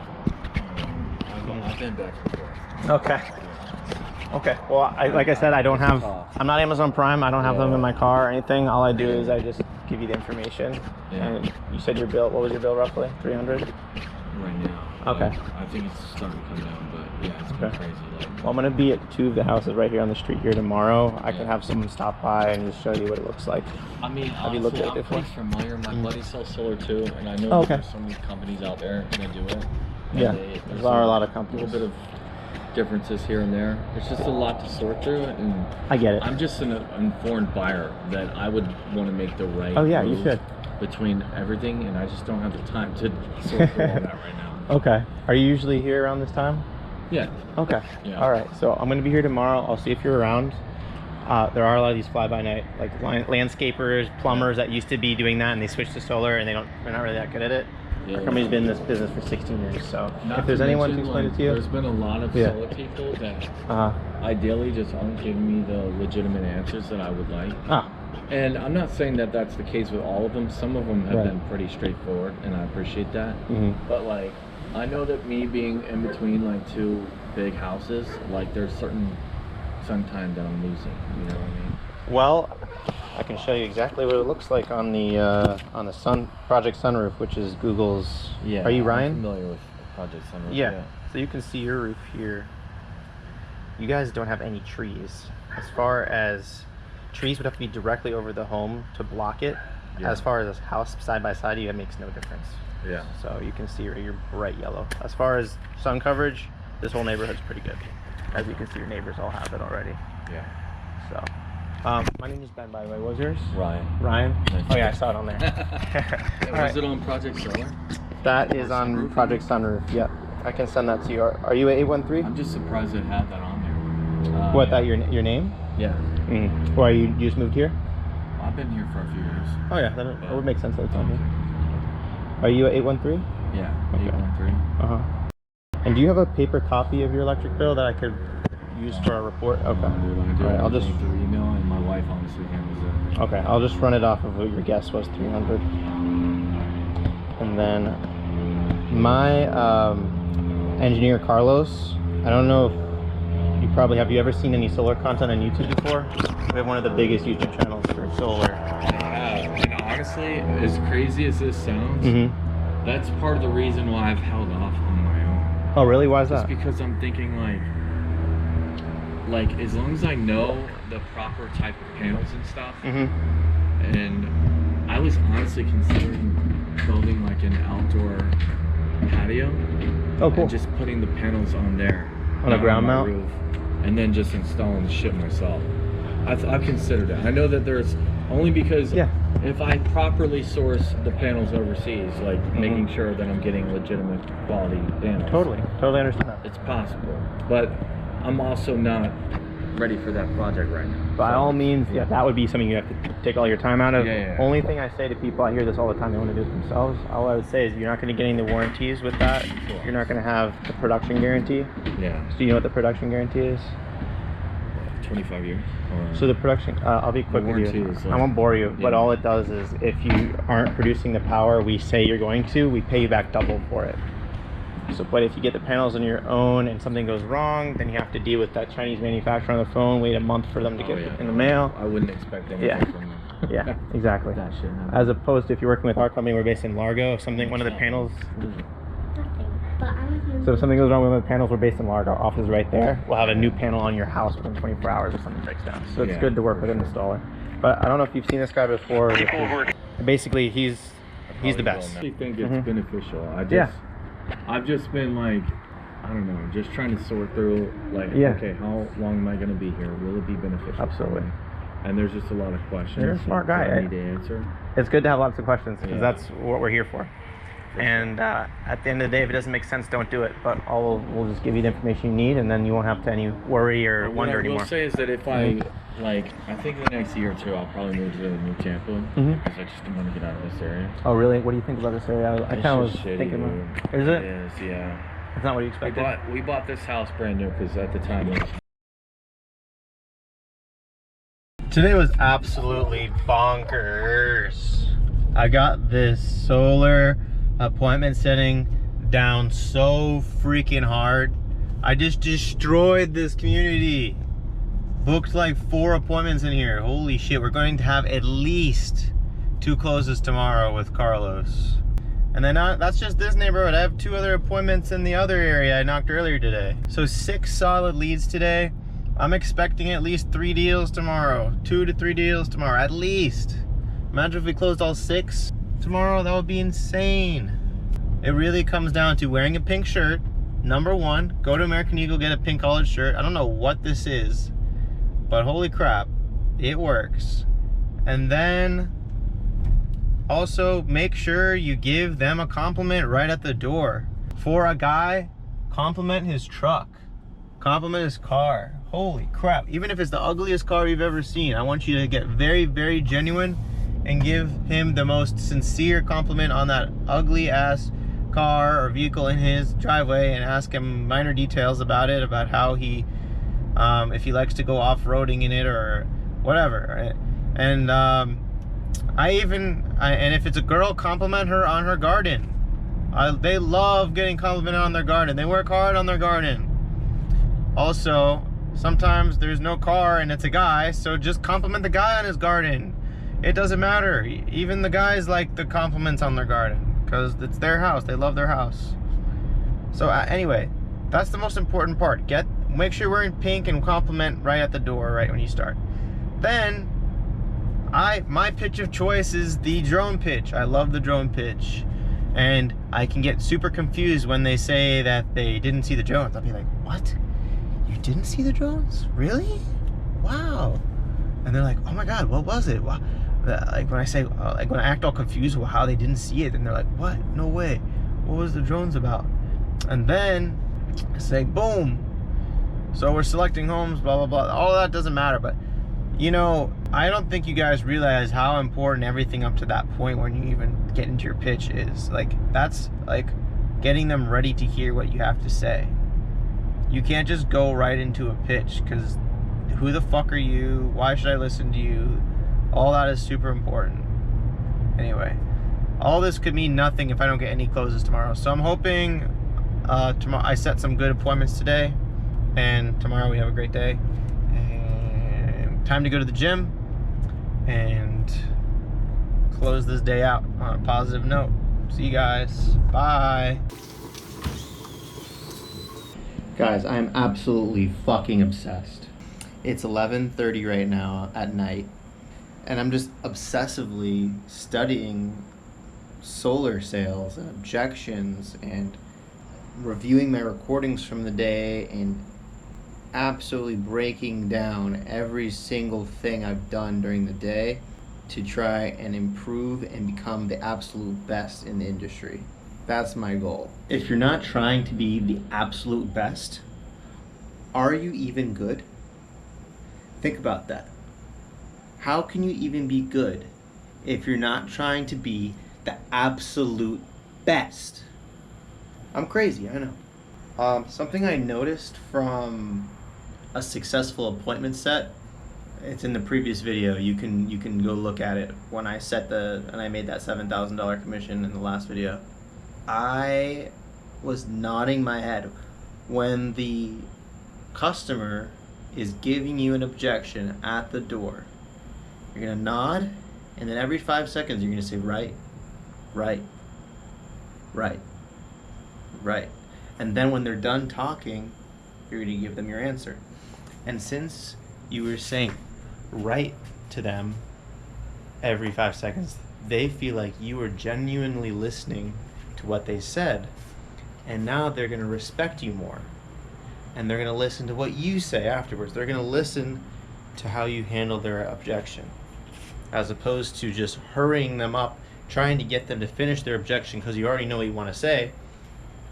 It doesn't matter if you already know what you want to say. You have to let them talk and let them feel heard. Say right to them. They love the word right. When you say right, subconsciously they're going to like you more, and then they're going to listen to what you have to say when it's time for you to talk, when it's your turn. You gotta take turns with them. It's a dance. It's not you just ramming words down their throat. You have to have a nice, friendly conversation with them. Even if they're completely against what you're there to offer, you need to be nice to them and hear them out and talk to them like a friend. And I promise you, they're gonna come over to your side. They're gonna be on your team just from you agreeing with them and being a positive vibe. It works. So we're 1 for 1 conversation down, one like soft appointment, but we can do magic with a softie, right? Go all in on yourself. Think of this stuff. Put effort and energy towards it. Good morning. It's a new day. I'm at the mall. I'm here to get a couple more of those pink polos, and then we have an appointment at 12. Carlos said he likes extra large from the American Eagle, so that's the plan. Hey, Darlene. What's going on? I'm a consumer that has a right to make a choice and say no. I'm aware. Okay. Cool. Well, I'm not trying to be a dick, dude. It's just you gotta pressure, you know? You gotta pushing it like it's quick. And the Generation Z and X's, which I think are fucked in their minds, and a lot, not everybody, but about the way they see and perceive selling things and needing to make their money to live at their standards as opposed to actually being, I don't know, more involved and in tune with what they do and actually believe in what they do as opposed to just for a nickel dime or a quarter or, you know. And I'm not saying neither one of you are, it's just trying to zone through those people I find very difficult. And then when somebody comes up, you came yesterday and you said a few things, and you said, well, maybe Wednesday or Thursday I'll have somebody give you a call. Well, then you show up, it's almost like a pressure situation, which I understand. And I'll tell you what happened. Right? So Ben calls me up and he goes, and he's like, I got a host of bills and houses that I need to do drone shots on and run numbers with, right? Because Ben's a little bit newer to the industry. No, completely understood, right. And I'm not defaming her. Right. So what I do on my end, right, is I just take the time out to go, okay, cool. Well, then let's go to these houses and see if one of the houses is going to be a good fit for it. Yes. Right. So yeah. Well, I know mine is because it's you know it is. It's a perfect roof. You look at it, you go, I pop on panels right there, and I look at utility wall, and I see that there's still no solar power, but I'm getting power at a fairly decent rate. Yeah, the thing is, the pain on your end, right, is going to be low compared to someone else who's spending $300, $500 for their electric. Well, you know what? I've never had to chase Tico down because they didn't fix their shit or anything else.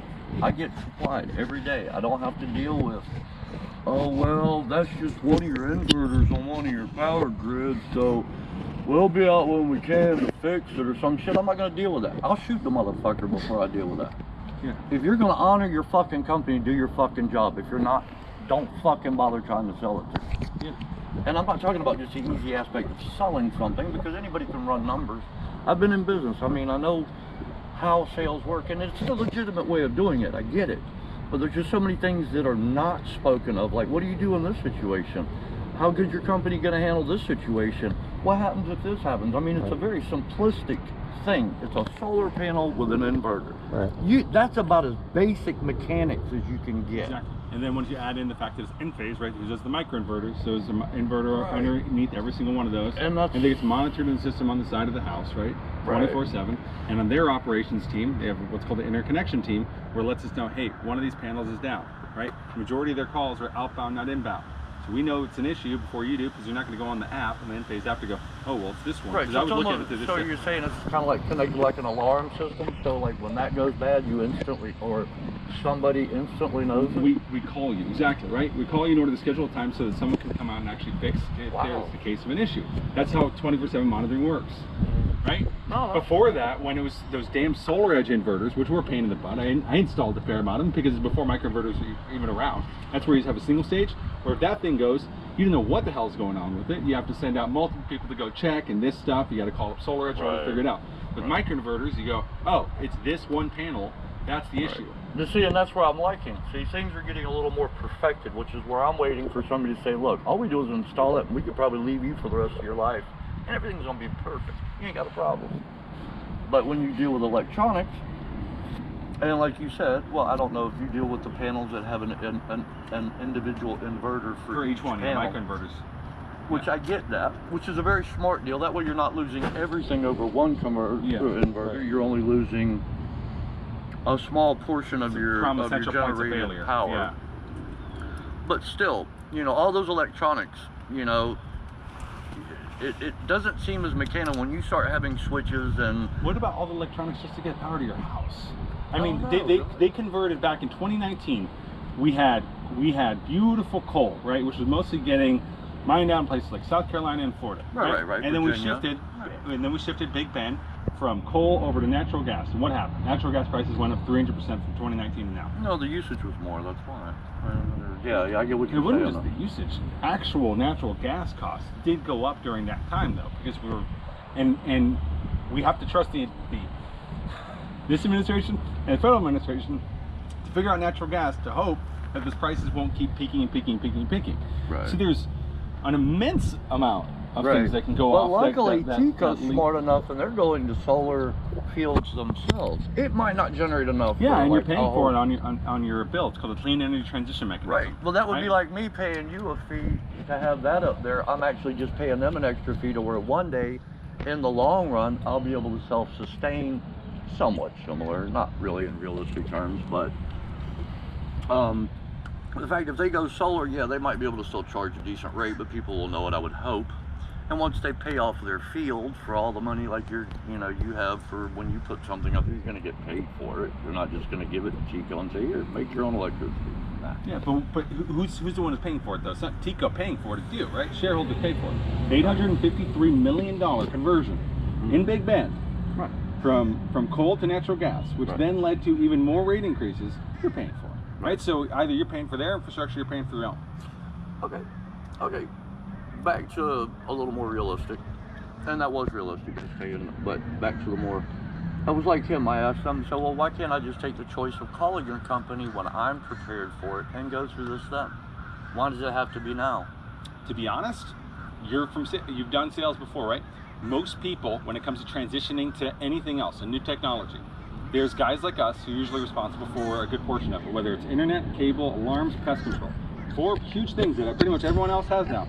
All of that started with people having to redirect people's feelings about that with essentially direct marketing, where you're actually letting people know right then and there, versus you wait 2, 3, 4 years, right? The cost of those refined minerals and everything else, those go up, and then whatever costs you're dealing with at those times is going to be higher than what is right now, right? If you went solar 3 years ago, technology was supposed to make it easier but more expensive. That's totally look at the cost redundant, in my opinion. Look at the cost of solar. If you had gotten it 3 years back versus right now, it is absolutely up. COVID didn't help, right? But the majority of the panels that are being produced even at that time were Chinese based. That's just the way it is. And now a lot of the manufacturing plants came over here, so the cost went up along with that, right? Well, everybody knows how to use the system, man. Anybody can try this bullshit and say, well, now it's going up because of this. Now everybody gets on the same bandwagon, just like solar. You're out. So you're saying the cost of every single thing that has went up, literally, on the entire United States, is all because they made up reasons, or are there actual reasons for that, like closing down the entire? I think it's managed by intelligent people that can bullshit a lot of people in the higher ups. They come down and say, okay, this little microprocessor is going to cost you $500 fucking dollars, when the actual cost of production is like $1, $2. You understand where I'm coming from? I get markup, but I think people are taking advantage of it. Kind of like you could come in and say, well, I can get your electric cheaper, which I believe in what you say, man. I'm not disputing that. But it's the overall theory and the ethical issues behind it, to me, not from your standpoint, but from the overall standpoint, is if I've got power, it's just kind of like, it was funny, the other day we talked about it, and I was like, people don't bring a car up to your house to sell it, do they? He goes, no.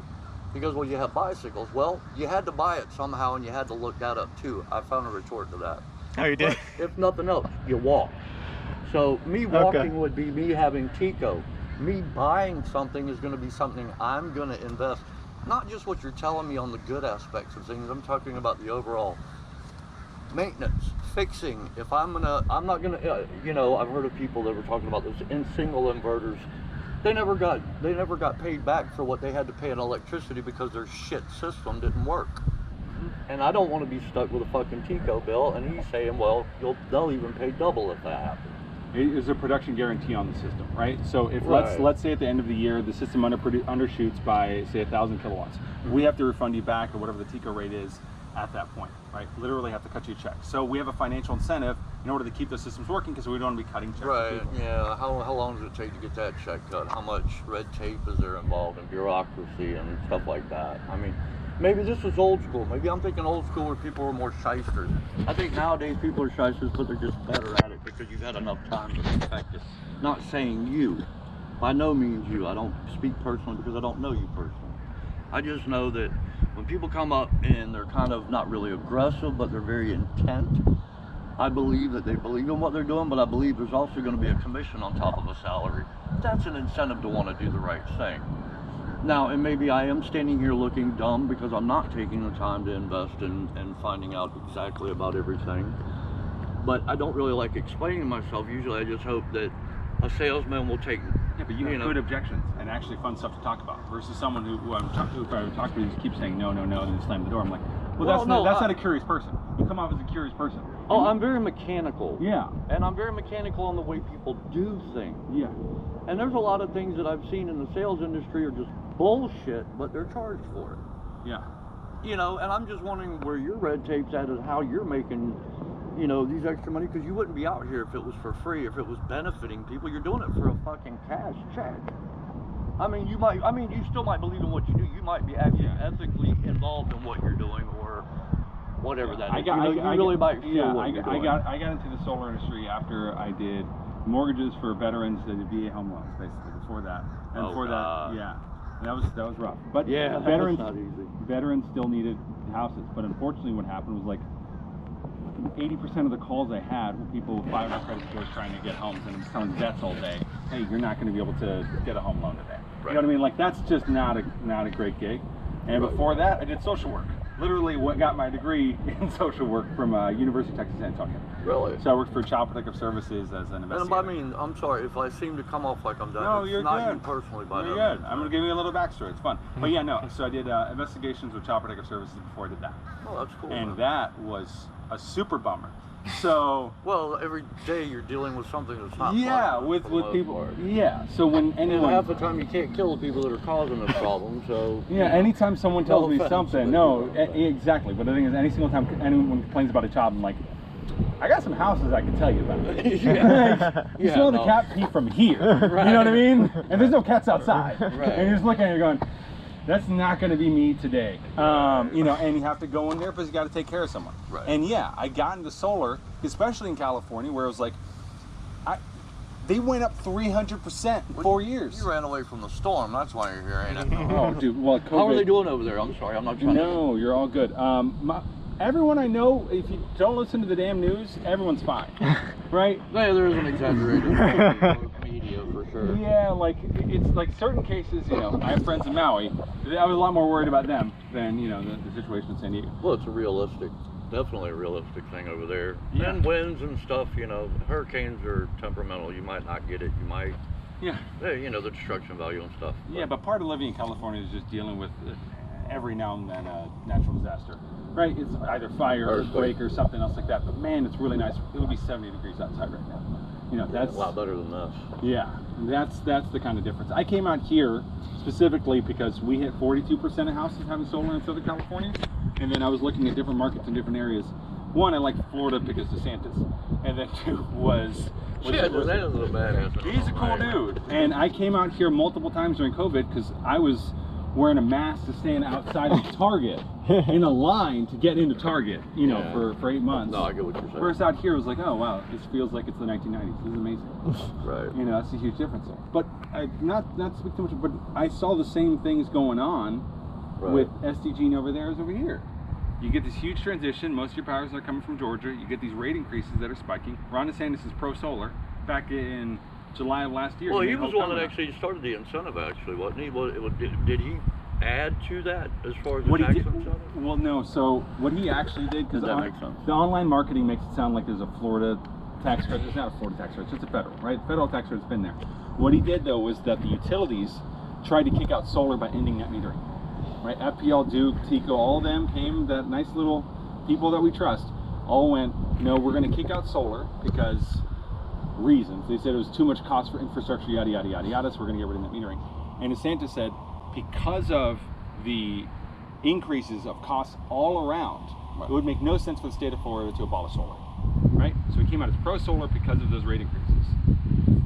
And when I look at that, I'm like, wow, it's nice to have a governor with balls, because even Newsom kicked out solar after 42% solar penetration because the utilities got to them. Well, it depends on where their money's at too. You know, you don't know if they're secretly invested in the TECO or a lot of the power companies and getting. Because it's publicly available within California, you can actually see where all the money goes. And you're like, really? Yeah, all Democrats. See, they're not quite that transparent. I don't believe in No. Well, if it's a publicly traded company, you have to be able to release that publicly information. traded, I get you. Right? Then you have to actually release that information. I have a lot invested, but I'll let the advisors do that. I just kind of sit back and. Yeah. No, I get that. But yeah, that's my thing. Is just like, it's cool to do a job. Yes, it's door to door. It's all that whatever stuff. But it's cool to do a job where you go, you're spending this amount, now you spend this amount, this is how much more money you can get from the government. As long as the constructions go through well. Do they always go well? No. If we install on a roof that sucks, right, and they're not doing their due diligence prior to, you're going to end up with a roof leak, right? That, most of my business is from referrals. I don't want shit to happen wrong. All right, no, I get you. Well, yeah, well, luckily this was changed about 4 years, three to 4 years ago. Looks like. Yeah. But there was one stupid thing that it probably would cause issues. Well, for one, insurance, covering the house to make sure they cover it, meaning the extra on the top. Plus the other is when they put this roof on, I don't know if you know much about them, obviously, if you're in roofing companies. When they first built this house, they only used 1/2-inch plywood for the decking or the paneling up top. You're supposed to have at least 3/4, 5/8. Yep. So they replaced about 24, but the ones that were still good I left. So they didn't do a whole roof replacement, but they obviously did the. Well, it's various spots. That was all. Various spots. So what he would do is walk across. If it, 1/2 inch, somebody your size or mine, it dips.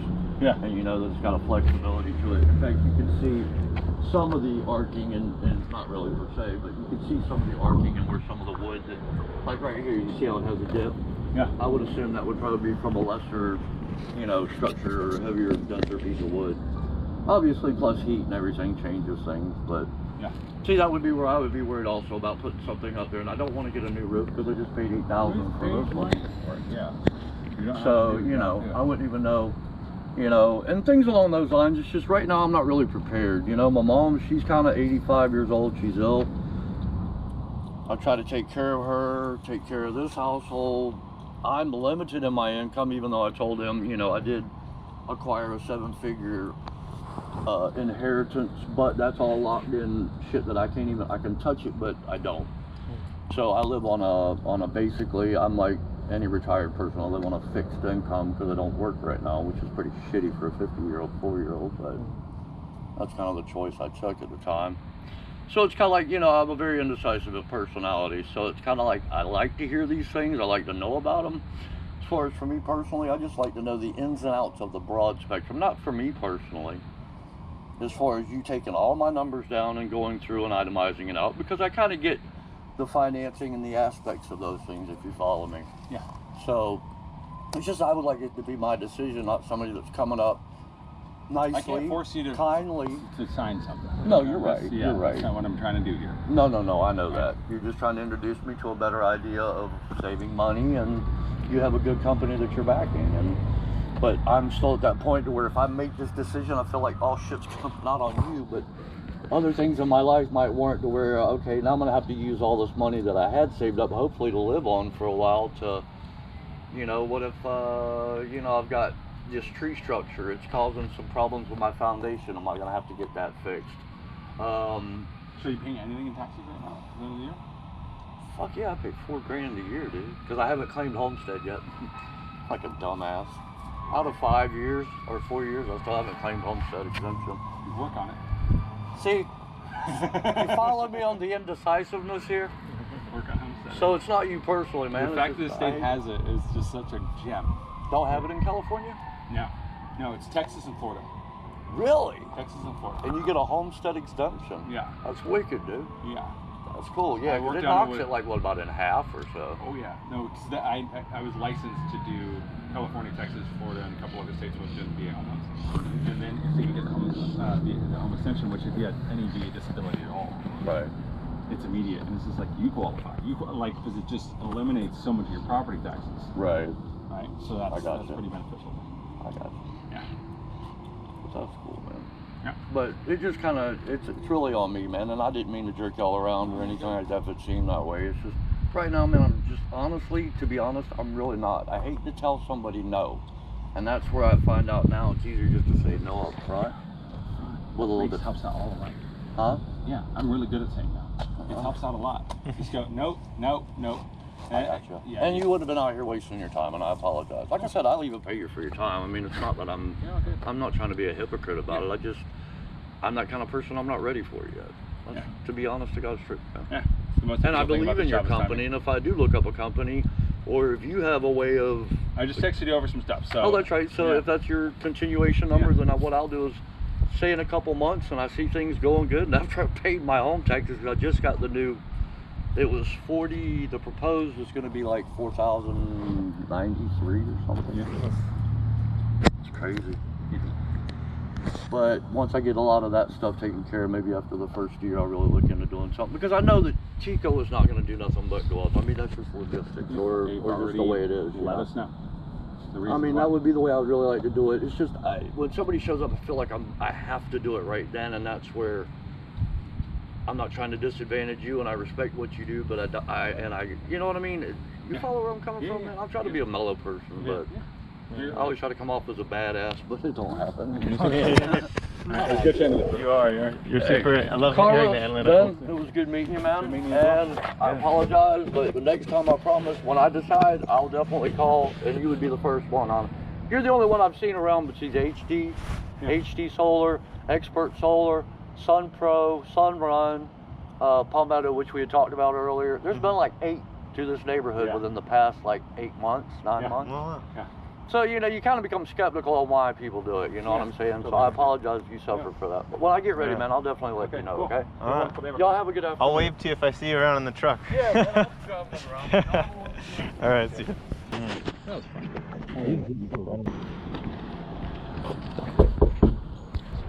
Alright, now we're going to watch it again. There we go. Just chunk it in there. That guy loves doing push-ups. Oh, really? He's chest very powerful. So where on the bill does it show the yearly usage? This is exactly it. There we go. So let me check this out real quick. So, well, that's not a fun number. 666. That's for 2 months. I know. That's 2 months. Yeah, I get it. So, $666, but it's really $323, right? And we take a look here. Of that 323, only 80 and 68 actually went towards your electricity, about $150. Whereas was all these fuel charges like that. Okay. And this little $8.64, you see your neighbors over there have solar. So whenever they produce excess power during the day, that goes back to the power lines. Now you guys are bottom fed, not top fed over here. You guys are bottom fed, right? Yeah. And because power is your house, you pay a premium for their power. right? So you're already paying for solar. It's just a matter of kind of figuring out if it's going to make sense for the house. So I'm going to take a quick picture of this real quick so I can get the actual bar graph info. Focus. Okay. And so this, see how it lets us know every single month? Yeah. So obviously August was a little bit higher than July, but even July you were spending May to August is pretty $299. And then in February, March, you're closer to like 220 bucks a month. So you're in that 220 to like $300 range as far as your electric. Yeah, and I think part of it also is because for the first like year or two, they had us on some weird, stupid ass plan, honestly. You got the fixed budget billing? Yeah, which I would have never requested in my entire life. No, because of the true up. It's so ridiculous. Like, y'all can see my usage is consistently over this. So you guys just let me go over every fucking month for how long? It was just ridiculous. So, and it's part of, I don't know, it's partly my fault because she just often just likes doing that stuff and I just lying. I don't know. Focus on everything else. So I think that is part of the reason why it's a little bit higher. Because we were on that plan for a little bit, but I'm not entirely sure. But if we at least go off of the usage, I guess. But yeah, we just based it off the usage. So give me 1 sec. I'm just gonna try to figure out exactly what it is. So yeah, when you break it down, it's about 237 to 300 on average. So assuming you stay in this house for like 3 more years, the average increase right now with Tico, because your bill went up 28% since January. In like 3 years, your average bill will be about 370. Right, so the idea is like, let's just get you locked in at a rate that's a lot less than that, and then just help build up the equity in the house. Now, your buddy is the solar, but you've also known other people who went solar. What's kind of the good, bad, and ugly that you've heard about? I was talking to him a little bit. That's the challenging part, is the equity portion. It's because, just from my experience, I don't think that will happen. I think it depends on the location.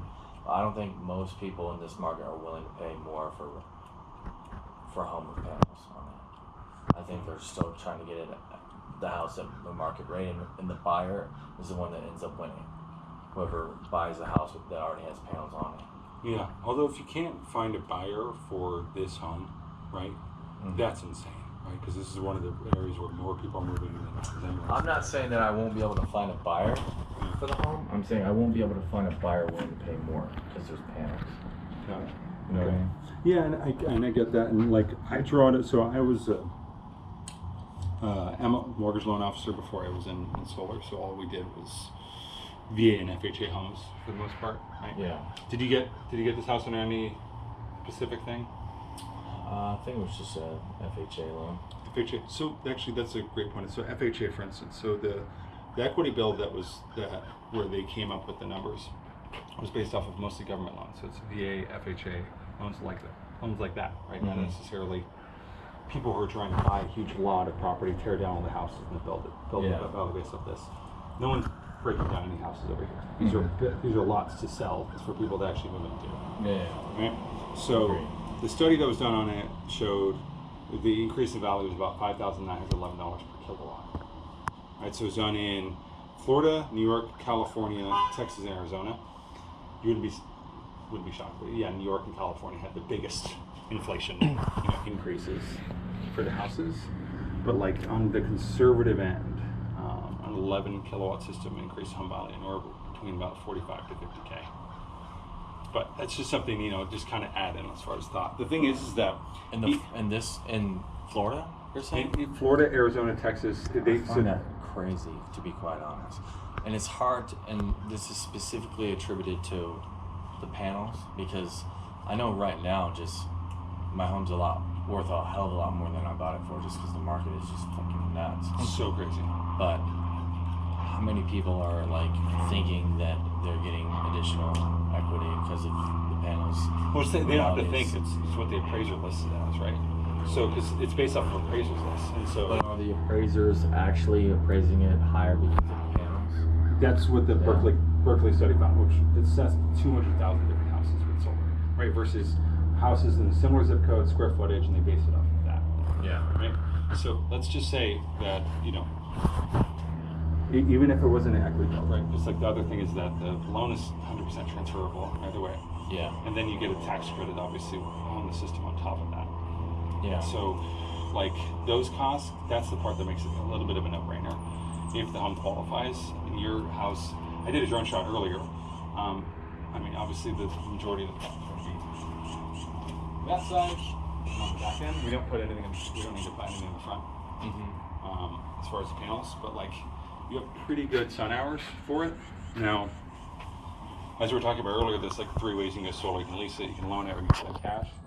Cash is kind of dumb, just because you're waiting 5 to 6 years to get a return on your investment, right? And so, versus loan that's cheap. And what I just mean by that is like, they're at like 3 to 4% on financing for solar projects. So I understand the equity thing. And then you roughly know how it works with TECO, where if you end up producing more power than you're currently using, you get money back from TECO at the end of the year. Right, so that's the net metering thing. Yeah. So that's why you don't They allow you to do what? Like, I think we talked about it yesterday. What percentage? Like 130% is the max you can go for. I told him 115, my bad. No, it's 130 in Duke, it's 115 in FPL. Okay. Yeah. No, I did 130% recently because the guy's bill is averaging $70. Huh. So like my smallest system was 130% offset. Okay. I mean, is that ultimately what you would end up Great. doing? You can do 130. No. I'm just being honest. The buyback from them doesn't make it enough to where you want to create a solar farm in your house. True. You kind of want to just base I'm it not on. necessarily saying a solar farm, but if you just take a step back and think about that logically, like, I mean, if it's not producing enough, like if it's saving you enough money at 100%, then like that additional 30% of additional power that is going to pay you back something, like, why wouldn't that make sense? So. Yeah, so it just depends on, I have people who, if I show them $50 in savings or $60 savings in the first year, obviously a lot more in the future, they go, I'm fine with that. But if I go, it's 130% offset, you're paying the same rate right now. It just depends on the person, where they're at in life, right? I just feel like that if it's all about efficiency. Like if that 30% of additional energy, the amount that they're paying you back, if that doesn't at least cover the additional 30% of energy that you're paying for the panels. You still have to pay for that extra 30% of panels, so then it Correct. Yeah. So I'm saying if that's not at least a wash, then that means it's not as efficient as it needs to be, you know what I mean? Yeah, and so the whole idea is the 100%. 100% is there's a couple things that go into the 100%. That's what I want to tell you. It's just that's so sorry. We do a production guarantee system for 25 years. Mm-hmm. We're assuming the system's going to get weaker by year 25. So we undershoot what we think the system's going to produce for your first couple of years, right? And I've kind of heard as well that it's closer, like unless the panels have gotten significantly better in the last few years. But I was advised that starts taking significant drops around year 15. Is that not the case? So the manufacturer's warranty is 90% full production by year 25. Right, okay. 90%. Right, so 10%. That's pretty damn good, actually. It's not bad, right? I'd say that's pretty fucking good, actually. It's a hell of a lot better than my phone. If it's 90% as efficient as it was 25 years previously, then that's pretty fucking good. Yeah, and it also just has to do with like the climate, weather, places that you're at, and everything else. I meant how if you take care of the panels. And the racking system. So the racking system we use they're called K2s, but they're wind mitigated for 225 miles an hour. If we're hitting 225, you're worried about a lot more than just the panels on your roof, right? But like, what's the maintenance on the panels like? Is it so difficult? We do 25 years maintenance, monitoring, insurance, all that good stuff. 25 years? 25 years. That's an additional expense, or is it? No, well, that's all part of that payment. So I'll show you real quick because they're finishing up the proposal right now. So 25 years, panel manufacturers, 25 years no cost warranty service. Production guarantee, 25 years. I'm not gonna repeat 25 years long. What does that necessarily mean though? Like how often? Like so do let's they come out once a year. And yeah. Wash so off the panels. so if they have to. So the way it works is that the systems are monitored 24 hours a day. Right, so you'll see like it's all monitored by software. You can see exactly. You can see that box right over here. Not as efficient as it was like a year or two ago. The neighbors have it? Is it quiet? I don't know if they do actually. They don't. That one right over there. Yeah, so I think they got it right here. Yeah. So it's an end phase box right around the side of that house over there. Oh yeah, you can see it. Yeah, that little box over there that gets out on the side of the house. Yeah. But we paint it to match your house. It's just we want to keep it in HOA no matter what. Yeah. But that monitors the system 24 hours a day in order to ensure it's running properly at all times.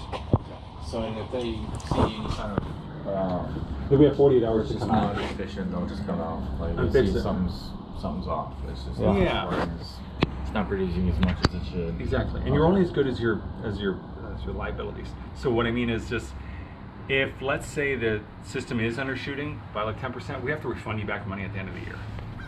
So we don't want to do that, right? You don't want to do 700 installs a month and then have to be refunding all that money. So we have a financial incentive to keep the systems working, right?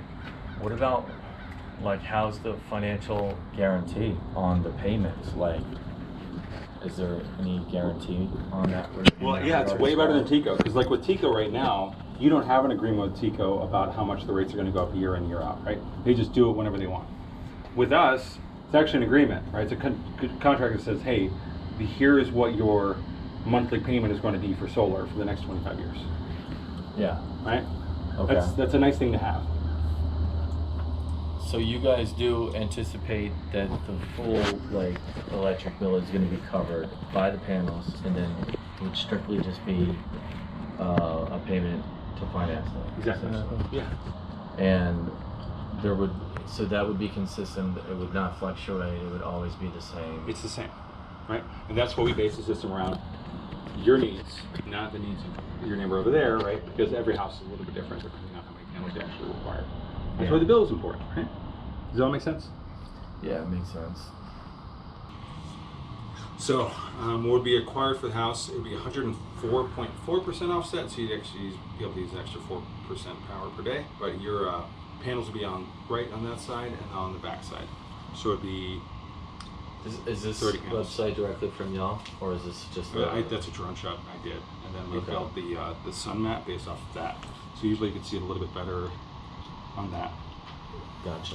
So we take the. I just meant like the website. Is that y'all's or is that just Enerflow? a third party? Enerflow is a third party design tool, and then our engineers use that integrate it into it. It's really cool. Like I've used a couple different apps, and it's my favorite. Okay. So they take the roof shots that I do, and then they're able to figure out the square footage and everything off the drone shots. So panels here, and then towards the back. We could reach like a tiny bit more efficiency if we put them in the front, but we don't want to do that. Like the difference is negligible. Most of your real production is honestly coming right here. You're hitting 104% production. So you were a little worried about like your house is next door. Because I've actually just like certain times of day I'll come out and it just feels like there's some shade just depending on the time of day because of these huge colossal houses next to me. That's what that is. That's a heat map of what your sun exposure was since it's built. Which is so it's crazy. And that's all done via satellite, like yeah, they do pictures. I don't know how they take pictures every day, right? Yeah. So what we're looking at is rather than you spending $238 to $300, your monthly payment's $193 and it never goes up.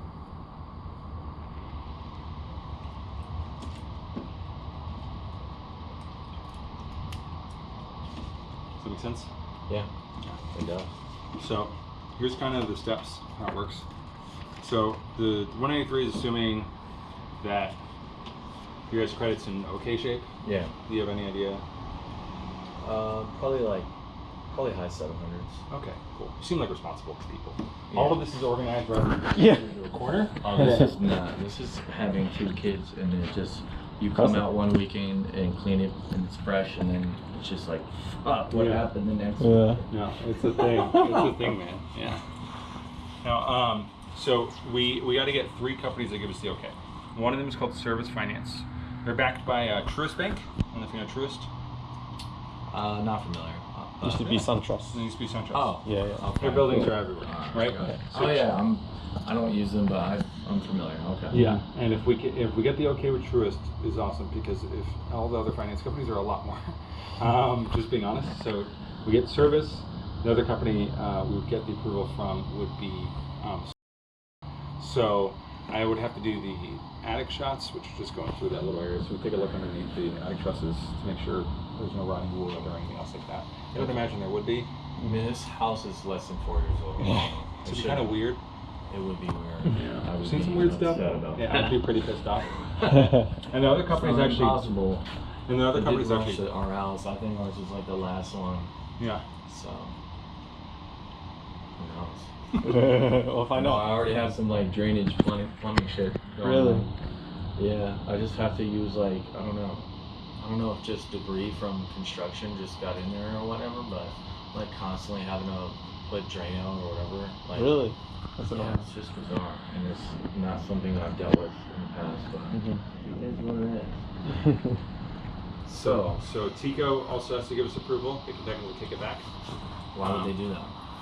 So they only allow a certain amount of permits per quarter for interconnection. So the other thing is that whenever we do our installations, we have a production guarantee on the system. Tico is required to get a certain amount of power from renewable sources by 2030. So they double check our math that we're going to be able to produce that amount of power. Right? Yeah. Right.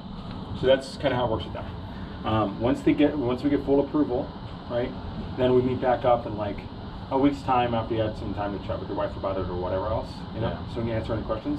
Yeah. We literally in here, I'll show you real quick. I have this whole section called up the wife questions, but it's all there, and it's just any single time we think of anything, while we're working on the engineering side, and then we back up. If everything's cool with y'all, everything's good with us, we submit to the HOA. Yeah. To make sure we get the approval. Yeah. That's not gonna be an issue. There's a lot of stuff here. Yeah. There shouldn't be too much problem. We set it for installation after we get the permits back, and then the system's turned on within about 45 days. That's kind of the average turn-on time. Your first bill wouldn't be till after. Is that because of the time it takes for Tico to get the net meters and shit put in and all that? Exactly. Yeah. To get the whole interconnection all the way through. Understood. Yeah. Interesting. Yep. I mean, I know solar makes sense. It's all about like, does it make sense for me? Just if I'm not going to be here like more than another 2 years. So, but the fact that there is sometimes issues, especially like credit-wise, with people getting like, why would there be issues if it's truly something that could easily be? Wouldn't that be like the easiest loan to get for solar? On solar, you know what I mean? Oh, I would love that, but I think it's an unsecured loan. That's why. So if they don't make their payments, I cannot repo a solar system off top of someone's house. Right? That's, oh shit! I didn't even think about that. These are things I do. Yeah, people don't fucking pay their bills. Yeah, sometimes people have late payments. Oh yeah. Right? And we're investing a shit ton. So that probably adds into the cost a little bit. Otherwise, it could potentially be even better. You guys have to account for those possibilities. Yeah, exactly. That's why the approval's so strict. Yeah. Interesting. So that's why, for the most part, like in this neighborhood, we were over in more towards Tampa Heights today. Like I put 5 applications through, I got 2 come back positive, but I was in Tampa Heights. Yeah. That area credit's a little wonky. Yeah. Right. So it all just depends. And then one of the other houses wasn't even credit; it was just shading. It just had too much shading, so we were able to get it through. Just couldn't get it. No, I'd have to remove some oaks and a lot of other stuff, and it's. You don't tend to want to get rid of trees if you're doing something for the environment. Like the coolest thing in the world to do. For sure. You know, it's kind of counterintuitive. So, yeah, and then last thing is just the tax credit.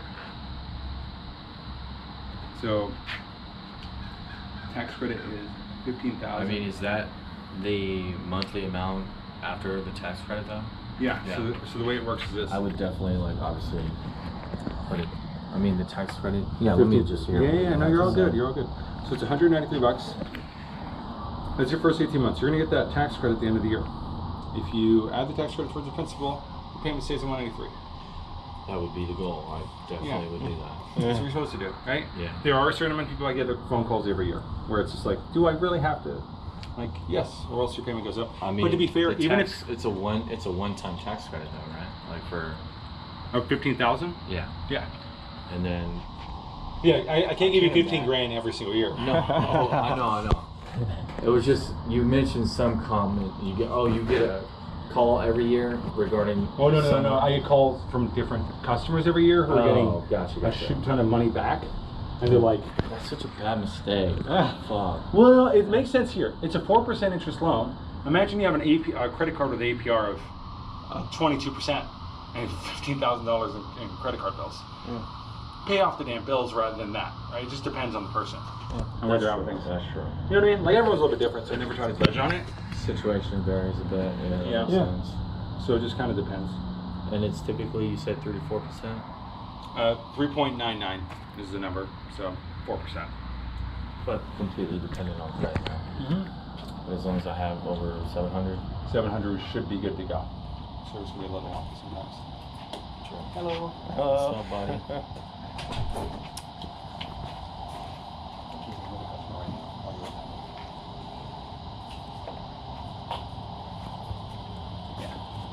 So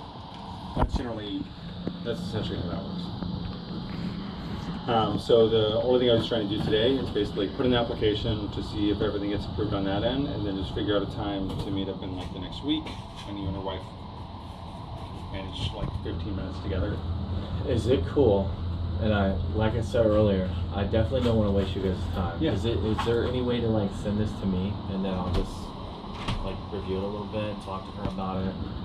Like I know this is just kind of a rough estimate, and then once we get further down, like then the precise number would come about, right? Well, so your main purpose, it would be if I didn't do the inspection first. Yeah. Because I already checked the main panel. Yeah. It's a 200 amp, so there's not going to be any adjustments there. Already did the drone shot, so I'm not too worried about that there. The only real fluctuation that can happen is if the interest rates go up again, right? So the way that they set up their, because there's always like inventory stuff and much other things that are going on. Is just what about like just to have and be on the grid? Like what does interconnection? What does Tico charge? That's it. Anywhere between 8 and 12, depends on how much power you're pulling either way. Okay. So it's pretty damn But the cheap. goal is that the panel will cover all of my And that power needs. 4% usually knocks the it out. gates are grid charge.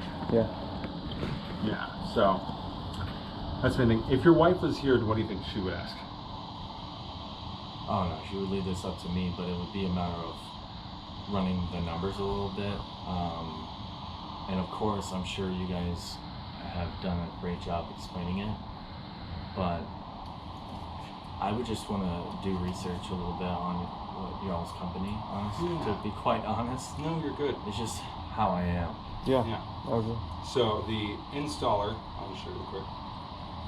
You can Google it, Yelp it, whatever. It's 4.7, 335 reviews, and Google Yelp, pretty much every review site. They've been around for 16 years.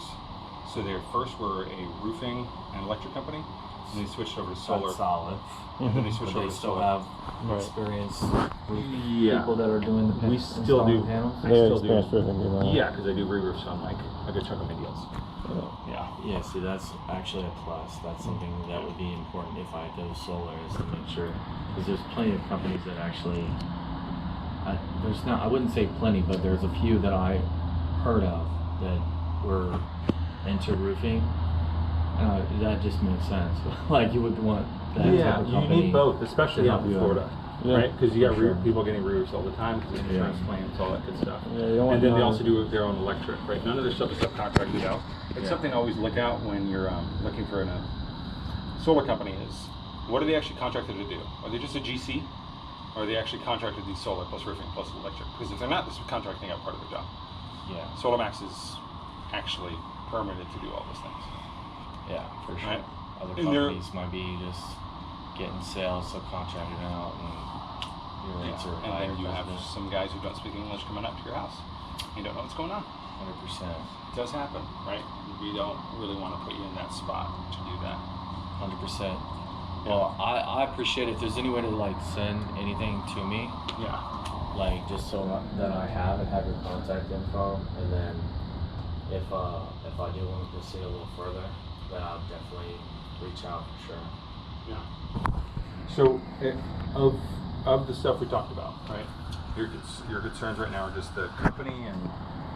Not necessarily concerns. What you've shown, like if my bill was 193 guaranteed plus whatever, I mean that sounds great in theory. I mean that would be awesome. Yeah, because the obviously the difference is that like we're talking about Tico, is like their budget billing kind of sucks. You don't actually know what you're going to pay because they can't predict how much power you're going to use. We're actually basing this off of all of the months you've been here.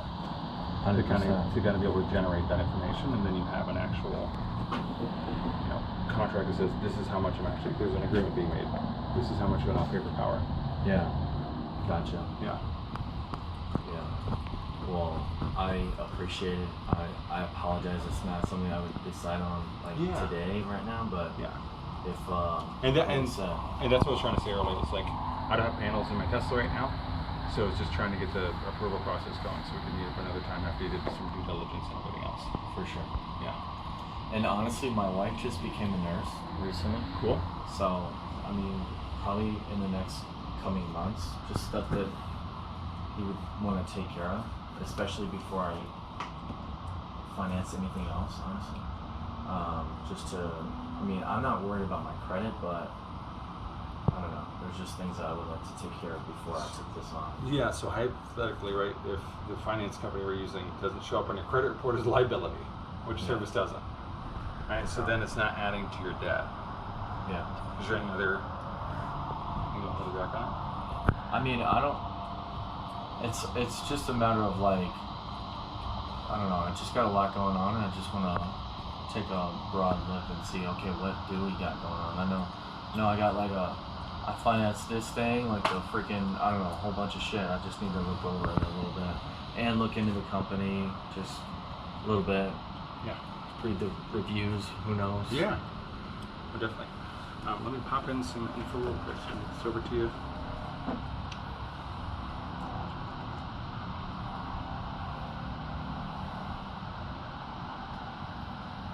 Actually, you're in the approval.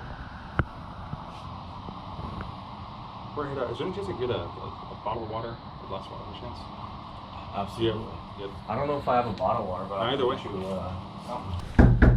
your name? Omar. Hey, buddy. Omar, how's it going? Hey, how you doing? Good. We just finished up at Ryan's.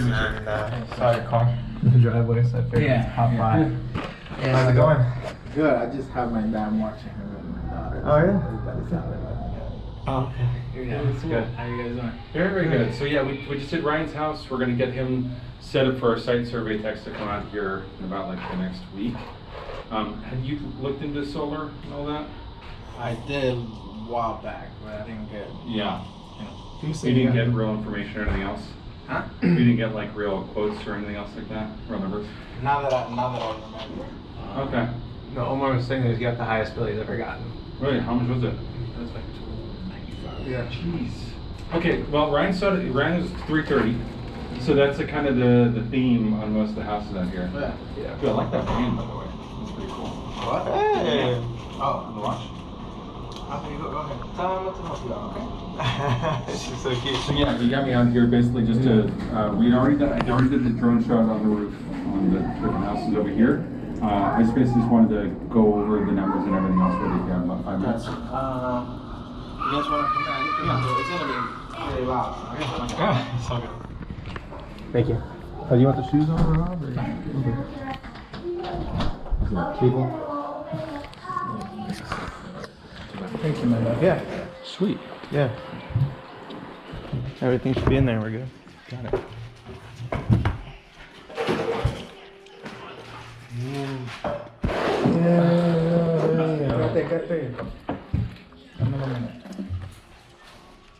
How long have you owned the house? Huh? How long have you owned the house? Since 2018, November. 2018. Oh, by the way, is the For Life thing from a church? No, it's my business. It's your business? What's your business? It's I'm an independent distributor for basically for 4 Life. I've been doing it for over 10 years. It's like a network marketing company. Oh, okay. So we do like energy drinks, immune system products. Did you start at Vima? No, I never did Vima. You never did Vima? Okay. I actually just started with 4 Life, and that's the only one I done. And basically, Oh, it makes sense how you got buff dudes. it's everything has been, now, like I got Mexico, Colombia, I got Oh yeah. Okay, so you're working like a Latin American countries? Yeah. Okay, that's great. And it's good to start with one instead of the guys who just jump from place to place to place to place. If you stay in one spot, they never do anything. No. They make a lot of money probably in 1 or 2, but then they don't build nothing solid. I've been receiving passive income for 10 years. Yeah, that's all. No, that puts you in a really good spot. I have quite a few buddies who were involved in that when I first got into. I was a mortgage guy, and then I got into solar about 8 years back. Yeah. But it's been good, and obviously it's doing well for you, man. No, yeah, solar is. I got a couple of buddies from there that are in solar too. Yeah. So. What's the good, bad, and ugly that you've heard about it? The what? What's kind of the good, bad, and ugly that you've heard about solar? So I actually I have a friend of mine. He told me that they kind of didn't, for some reason, like he was still having to pay Tico some money. Okay. That's kind of like, and of course the other thing is, like I heard supposedly that there's maintenance on the solar. I'm not sure how true this is. Yeah. And let's be careful. They used to. Emma, give her a spoon, please. You don't need it. No, you're okay. So and then so basically that was the main thing. Please be quiet. You guys mind if I let her out? Dog, she good? No. Oh yeah, She's gonna be a little bit high for a little bit. I'm a dog whisperer. I love dogs. Yeah, they run. My jacket. My backpack. Okay, Emma, come down,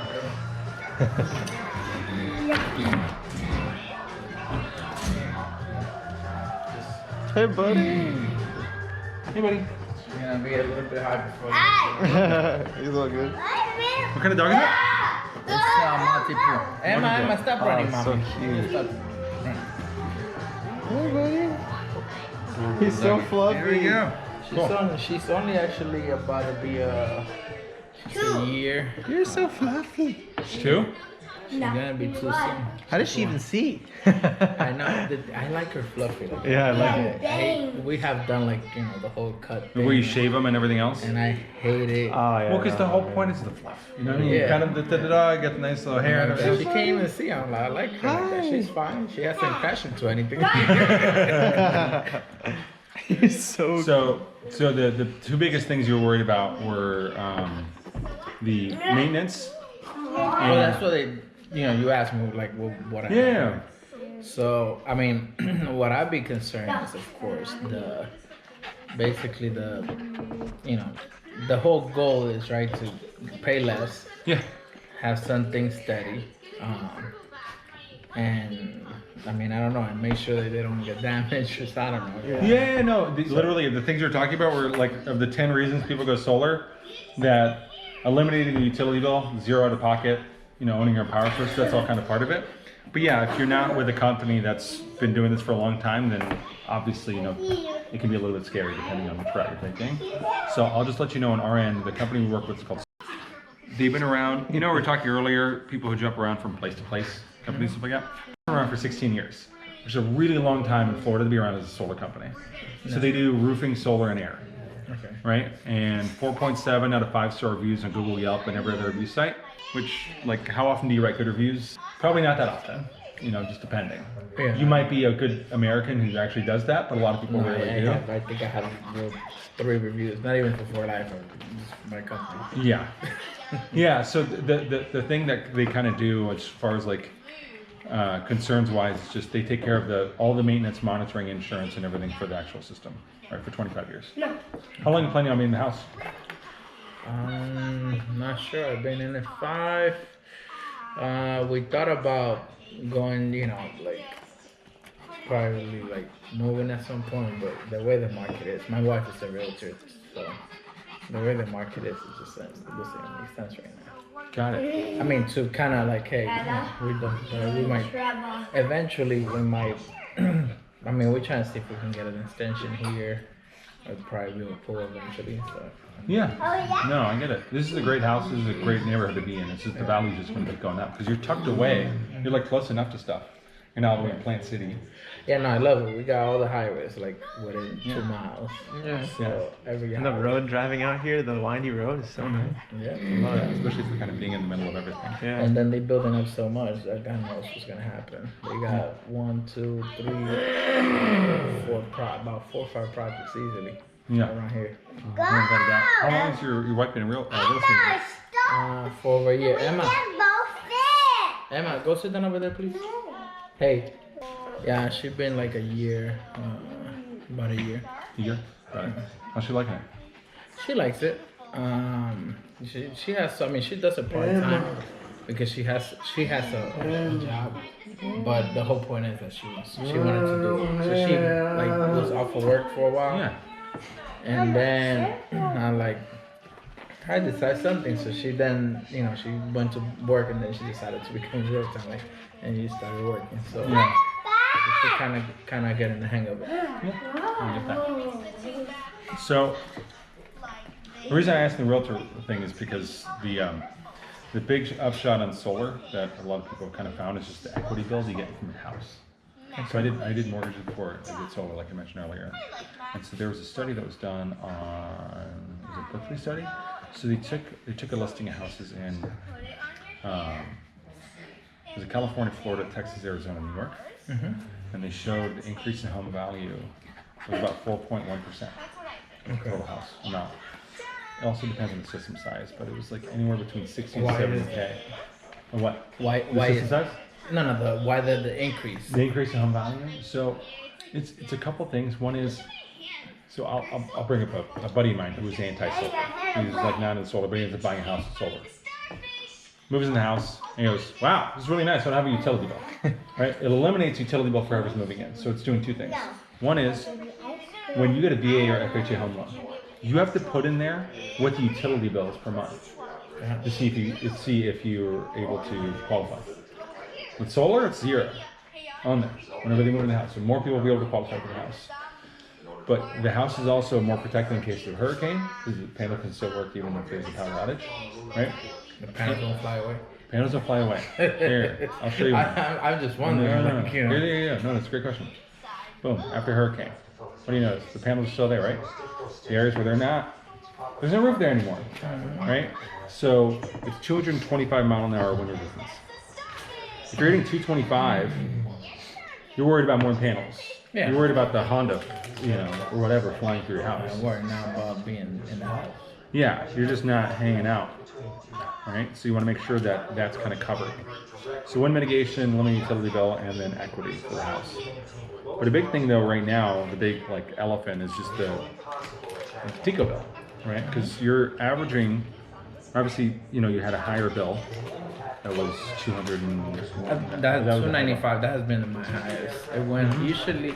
The reality is the average. I would say is probably about 180, something like that. But it just went crazy. If we can double check the bill, because when I ran it, so what I have on my end is we have a relationship with TICO where we're able to take exactly the amount of kilowatts used in the last year and be able to figure out what your average bill would be with the rate increases. Because you got to keep in mind, the rates just went up 12%. Yeah, it just went up. Like the last 3 months, that's where it's been. Like. Yeah, so your now average is actually $238. I wouldn't just letting you know, right? And so if we do the math, TICO's already announced that they're going to raise their rates an additional 16% over the next 5 years. They just sent an email supposedly. Yeah. Lower the rates. I don't believe it. Yeah, you shouldn't believe it because what they're telling us versus if you take a look at what they've actually sent over to the Public Utilities Group of what their anticipated rate increases will be, it's 16%. What they're talking about, can you grab that bill real quick? I'm going to show you something. Because I want to show you something funny.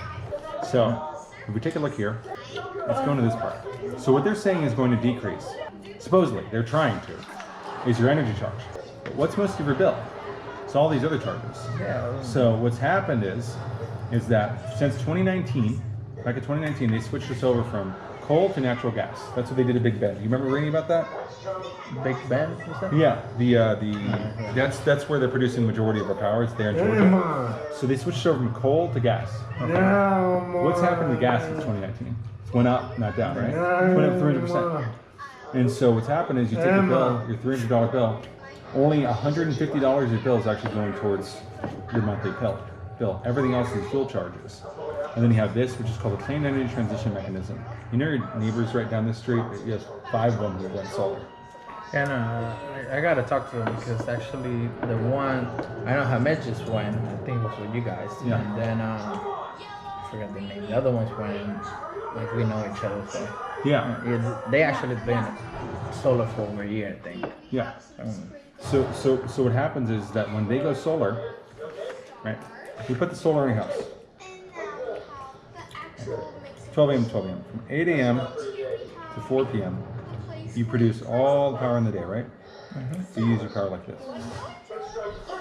All the power you don't use goes to TECO, and then you get a credit back, and that covers your net. That's what net metering is. But what's interesting about this is this. When you sell that energy to TECO, they sell it back to you at a higher rate, right? So you're already paying for solar. It's just a matter of making it make sense for your house. You're just buying it from somewhere else. Yeah, right? So now if you're actually buying it from your own house, it's a little bit of a better situation. Exactly. So that's the system that would be required for your house. 26 panels would cover 100.9% of your current electricity. Okay. Are you planning any, I know if your job is doing well, I'm not sure, but are you planning any EV car, anything else like that? Electric car? Oh, okay. I actually was looking at. I mean, I don't really drive that much, but I did want to get a car probably within the next year or 2. Okay. I don't need to, but I was like, yeah. Is that about that time?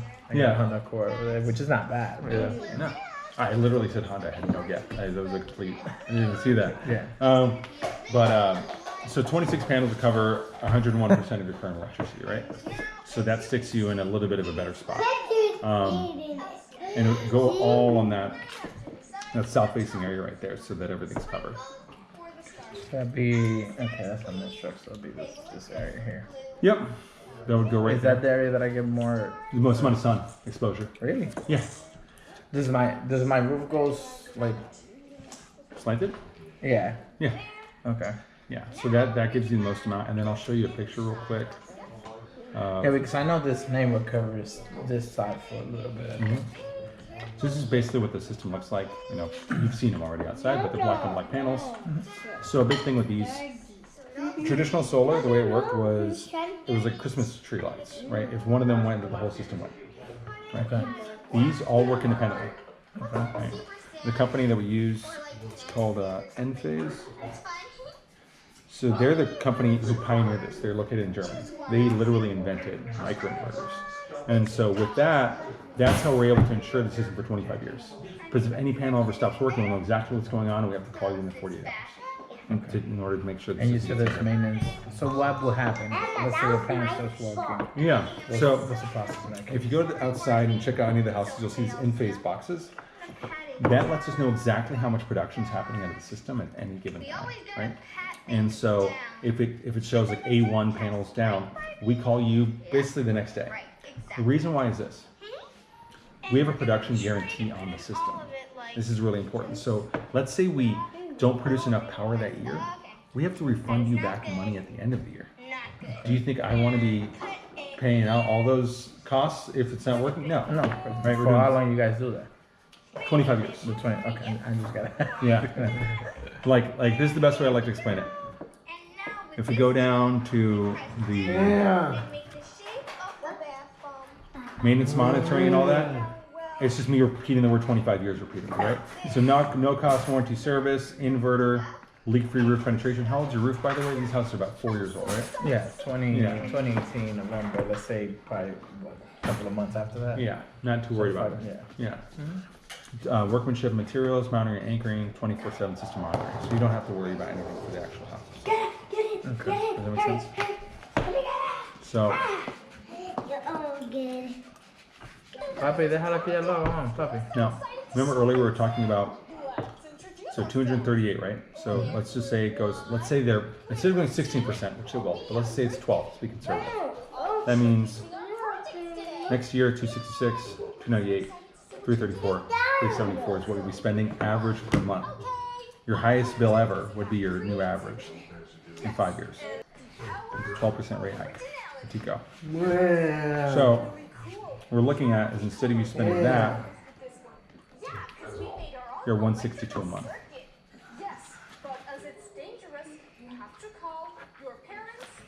162. That's your bill. Okay. Right, I was going to show you one quick thing here as well. This is what a negative utility bill looks like, by the way. That's what's going to, I'm sure your new bill looks like. Right, as long as we're producing 100% of your current electricity. So how much is this? Okay, go ahead. No, you're good. Questions later. Go ahead. Very good. So what we do is we got to get you approved through 3 companies. So one is called Service Finance. Do you know Truist? Truist? Truist Bank? Yeah, I heard of it. Yeah. I used to work in banking before. Oh, nice. Do you want to use my phone? Is that what that means? No, you can phone. Okay, you guys see me talking, right? Yeah, you can use the iPad, you can use the phone. Alright, let me fix it. Papi, déjala. Ya no quiero más, papi, gracias. Okay, can I finish? There you go. Yeah, come. Puerto Rico or South America? Huh? Puerto Rican or South America? Dominican. Dominican. I'm Puerto Rican. So. Yeah? I just saw the hair and I was like, very Puerto Rican hair going on right now. Yeah, no, my wife is Dominican. So. Okay. So Service Finance gives us the okay. Okay, you have to go over there with them, okay? No. Okay, lower that then. Tampoco. You were just amazing, girl. There we go. Solomax and Tico. Right? Okay. Those are 3 companies that give us okay. Now I know the question you're gonna ask is how much is it?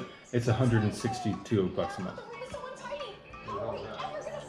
That's okay. Yeah, no. So how much do I pay for the panels? $162 a month.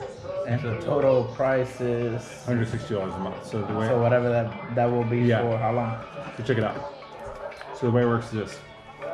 It's $162 a month, 25 years. Right? We just guarantee the amount for your power that entire time. You pay $162. You're going to get a tax credit at the end of the year of $13,137.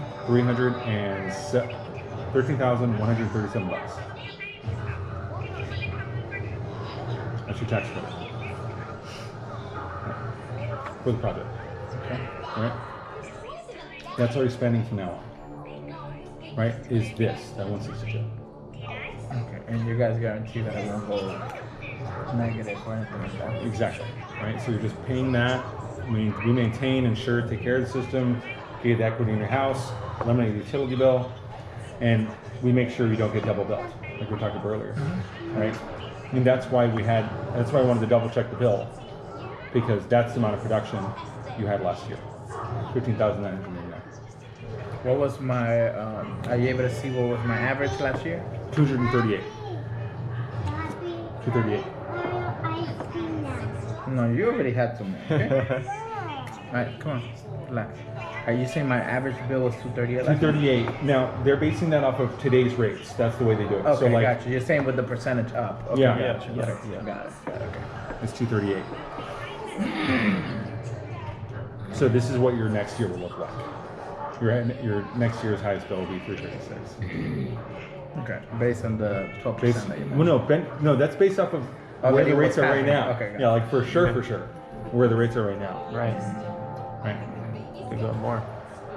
So the basic thing where I was trying to do it today was just get it approved. So as long as we can get it approved, I can get the final design back by next week. and then we can meet back with you and your wife if she's here as well. Yeah, no, I got it. I'm well aware, right? Definitely, I got to I know. that over. Yeah. All I'm doing. Now, how is it? Is it based on credit? Is it based on credit? Okay. Credit. Yeah. There's not a hard credit pull though, and this is going to be important because your wife's going to ask because she's in real estate. It does not show up as a liability in your credit report. Okay.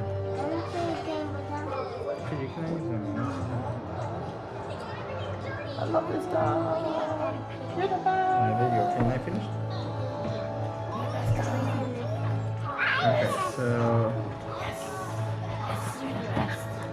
Okay, so 162 is not you're saying it's not a liability. It's not a hard pull. Yep. Okay. Do you have any idea where your credit's at? We probably most likely will use my wife's credit in this scenario because my credit is going crazy. Hey. Okay, Mama. Okay, can I finish? Jesus Christ. Yeah, so basically, in her case, it's probably that's above 650, something like that. 670, I'm not sure what she has. Or something, I believe. Is it 670? 600, yeah. I will double check when she gets home. But when is she going to be back? She's well with her dad. Her dad came out. She's from cool. Jersey that I mentioned. So that's why I got everybody. Oh, yeah, they're in we got town some this other week. visitors. That's where my dad is here too. So Okay. yeah, I gotta take care of This is your dad? Yeah. Oh, okay. Got it. Yeah, and I'm on my end. That's basically all I do is just like basically. So check to see if let me it's- ask you now. As far as price, is that the best you guys do? Yes. Okay. Now, Yeah. the 162. Could that change based on the loan or anything like that, or? As long as we get it approved, then everything's good to go, right? If it comes back not approved, and that's the thing is like, there's one thing to like think about it a bunch, and there's nothing like let's just see if it actually goes through, and we're in a good spot. Okay. So yeah, so just I be honest, I gotta do my research. I mentioned to you, this is the first time that I recall. I probably sat down with somebody, not even sat down, probably was outside. They kind of gave you some information. Yeah. Okay, Mama, I'm talking. Hey, I'm talking to you. Okay, you gotta let it go. Let it go. Let it go. Let it go. There you go. All right. So basically, so I can kind of move into, and I want to talk to him, which he already has had probably like close to a month. And I mean, If from he's what had I it for a see- month, the system might not determine that. It's Okay. like, Alright. yeah, usually it's anywhere between 30 to 45 days. Okay, so I can talk to my other neighbors and go from there. But definitely, so I know it's 162. What you offering? And let me see what we're gonna decide and go from there. But definitely, Well, I mean, let's do this because I was just trying to plan out my week right now. I was literally like, I actually have to have. I'm going to Plant City tomorrow. I have another meeting on Thursdays. I gotta go to the state. I'm not gonna be back out here till next Tuesday.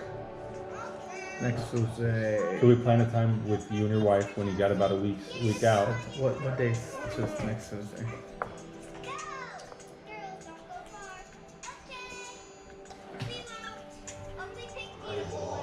29th. Okay. 29 Tuesday. So I will be. Oh man, damn, I'm gonna be out of the country. What's I don't know. what's going on? I think I leave. I got a convention. I'm going to the Dominican Republic. Oh. So and then once I come back the 6th. Once I come back, I leave the 16th to Alaska. Okay, so when are you leaving for the Dominican Republic? So I think I leave on the 1st. So I might be here the 29th. I just gotta double check. I believe I leave on the 1st. Hey, Mama. Can you check that real quick? Yeah. The 1st is what? That's Thursday, right? Yeah.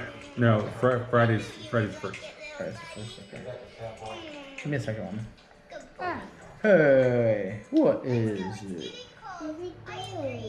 It's a game. You playing it? Alright, yeah, no, I actually live on the 3rd. It's actually a Thursday. It's a Sunday. What's your phone number again? 813. How old's your dog? It's so much energy. It's a year. Oh, yeah, it's that's puppy, why. okay. That's why she's. Okay. And she's a little bit taller than her relative, actually. Oh, okay. She's. The relative you own the other. Yeah, her like her aunt kind of thing is actually my brother's dog. Oh, yeah, that's cool. They get to hang out sometimes. Yeah. She can run so fast. And she jumps at them from here. She goes. Wow. Yeah, that's pretty high. I'm like, the first time My dad has a Maltese, a Maltese and a Shih Tzu. This is a Maltese and a poodle. And a poodle, yeah. Gotcha. Yeah, so she doesn't shed, which is a good Yeah, mine doesn't either. Yeah, it's good. Okay, I'm just sending you something real quick.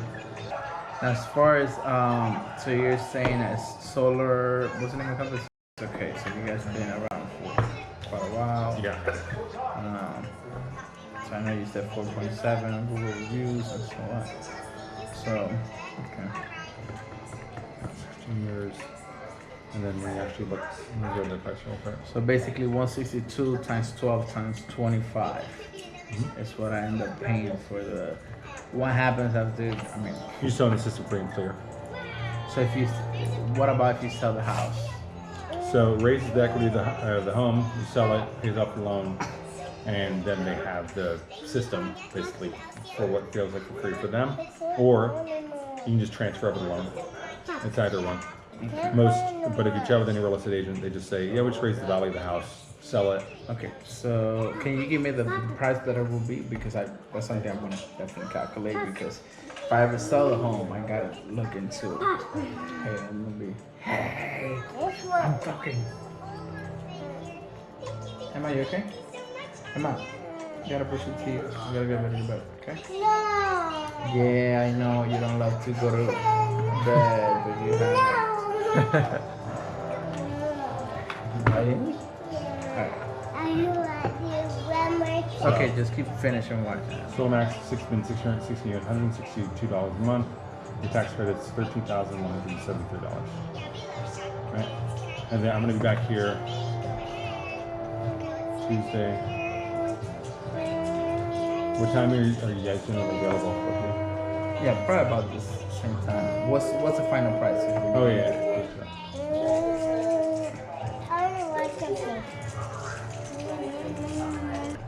The Tuesday.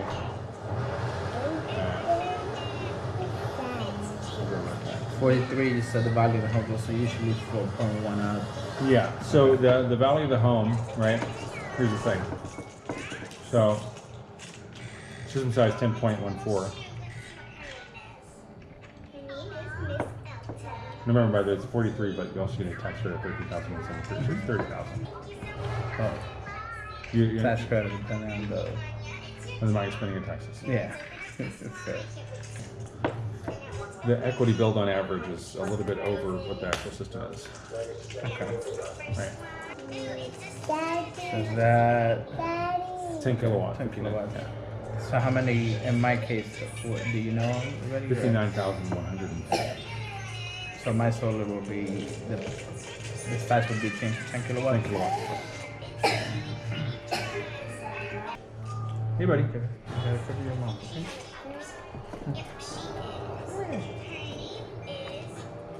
Okay. Shoot me a text. I just did. Okay, cool. Can you see my number real quick? Make sure when I call you. Hello. So when you is there anything down or Nothing down? So it's basically once you get it approved, you're good to go. And you guys usually put it. They install it within 30 or 45 days. You said basically to get it up and running? 15 days. They install it, but for the system to go up and Turn on 30 to 45 days. It's just all about Tico. It's a waiting game. Okay. But your first payment isn't due until after it's turned on. All right. Yeah. So let me. Is this information you giving me? Okay. Cool. So I do gotta do my my research. Gotta talk to a couple of buddies. Be honest, which I haven't done. So. Okay, do that, and I'll see you in a week. Yeah. Thank you. Yeah. All right, I'll show you soon. Thanks for having us. Appreciate it. Nice meeting you. Pleasure. Take care, guys. Take care. Well, I guess you got a jet, but I have like, those are the two most solid ones for sure. It's 9. It's Not 9. that is. Yeah, it got. You're gonna make it weird. These types of neighborhoods, you have such a small window and everyone's home. I know. It's hard. Even if you get 5 leads, it's like good luck catching all of them.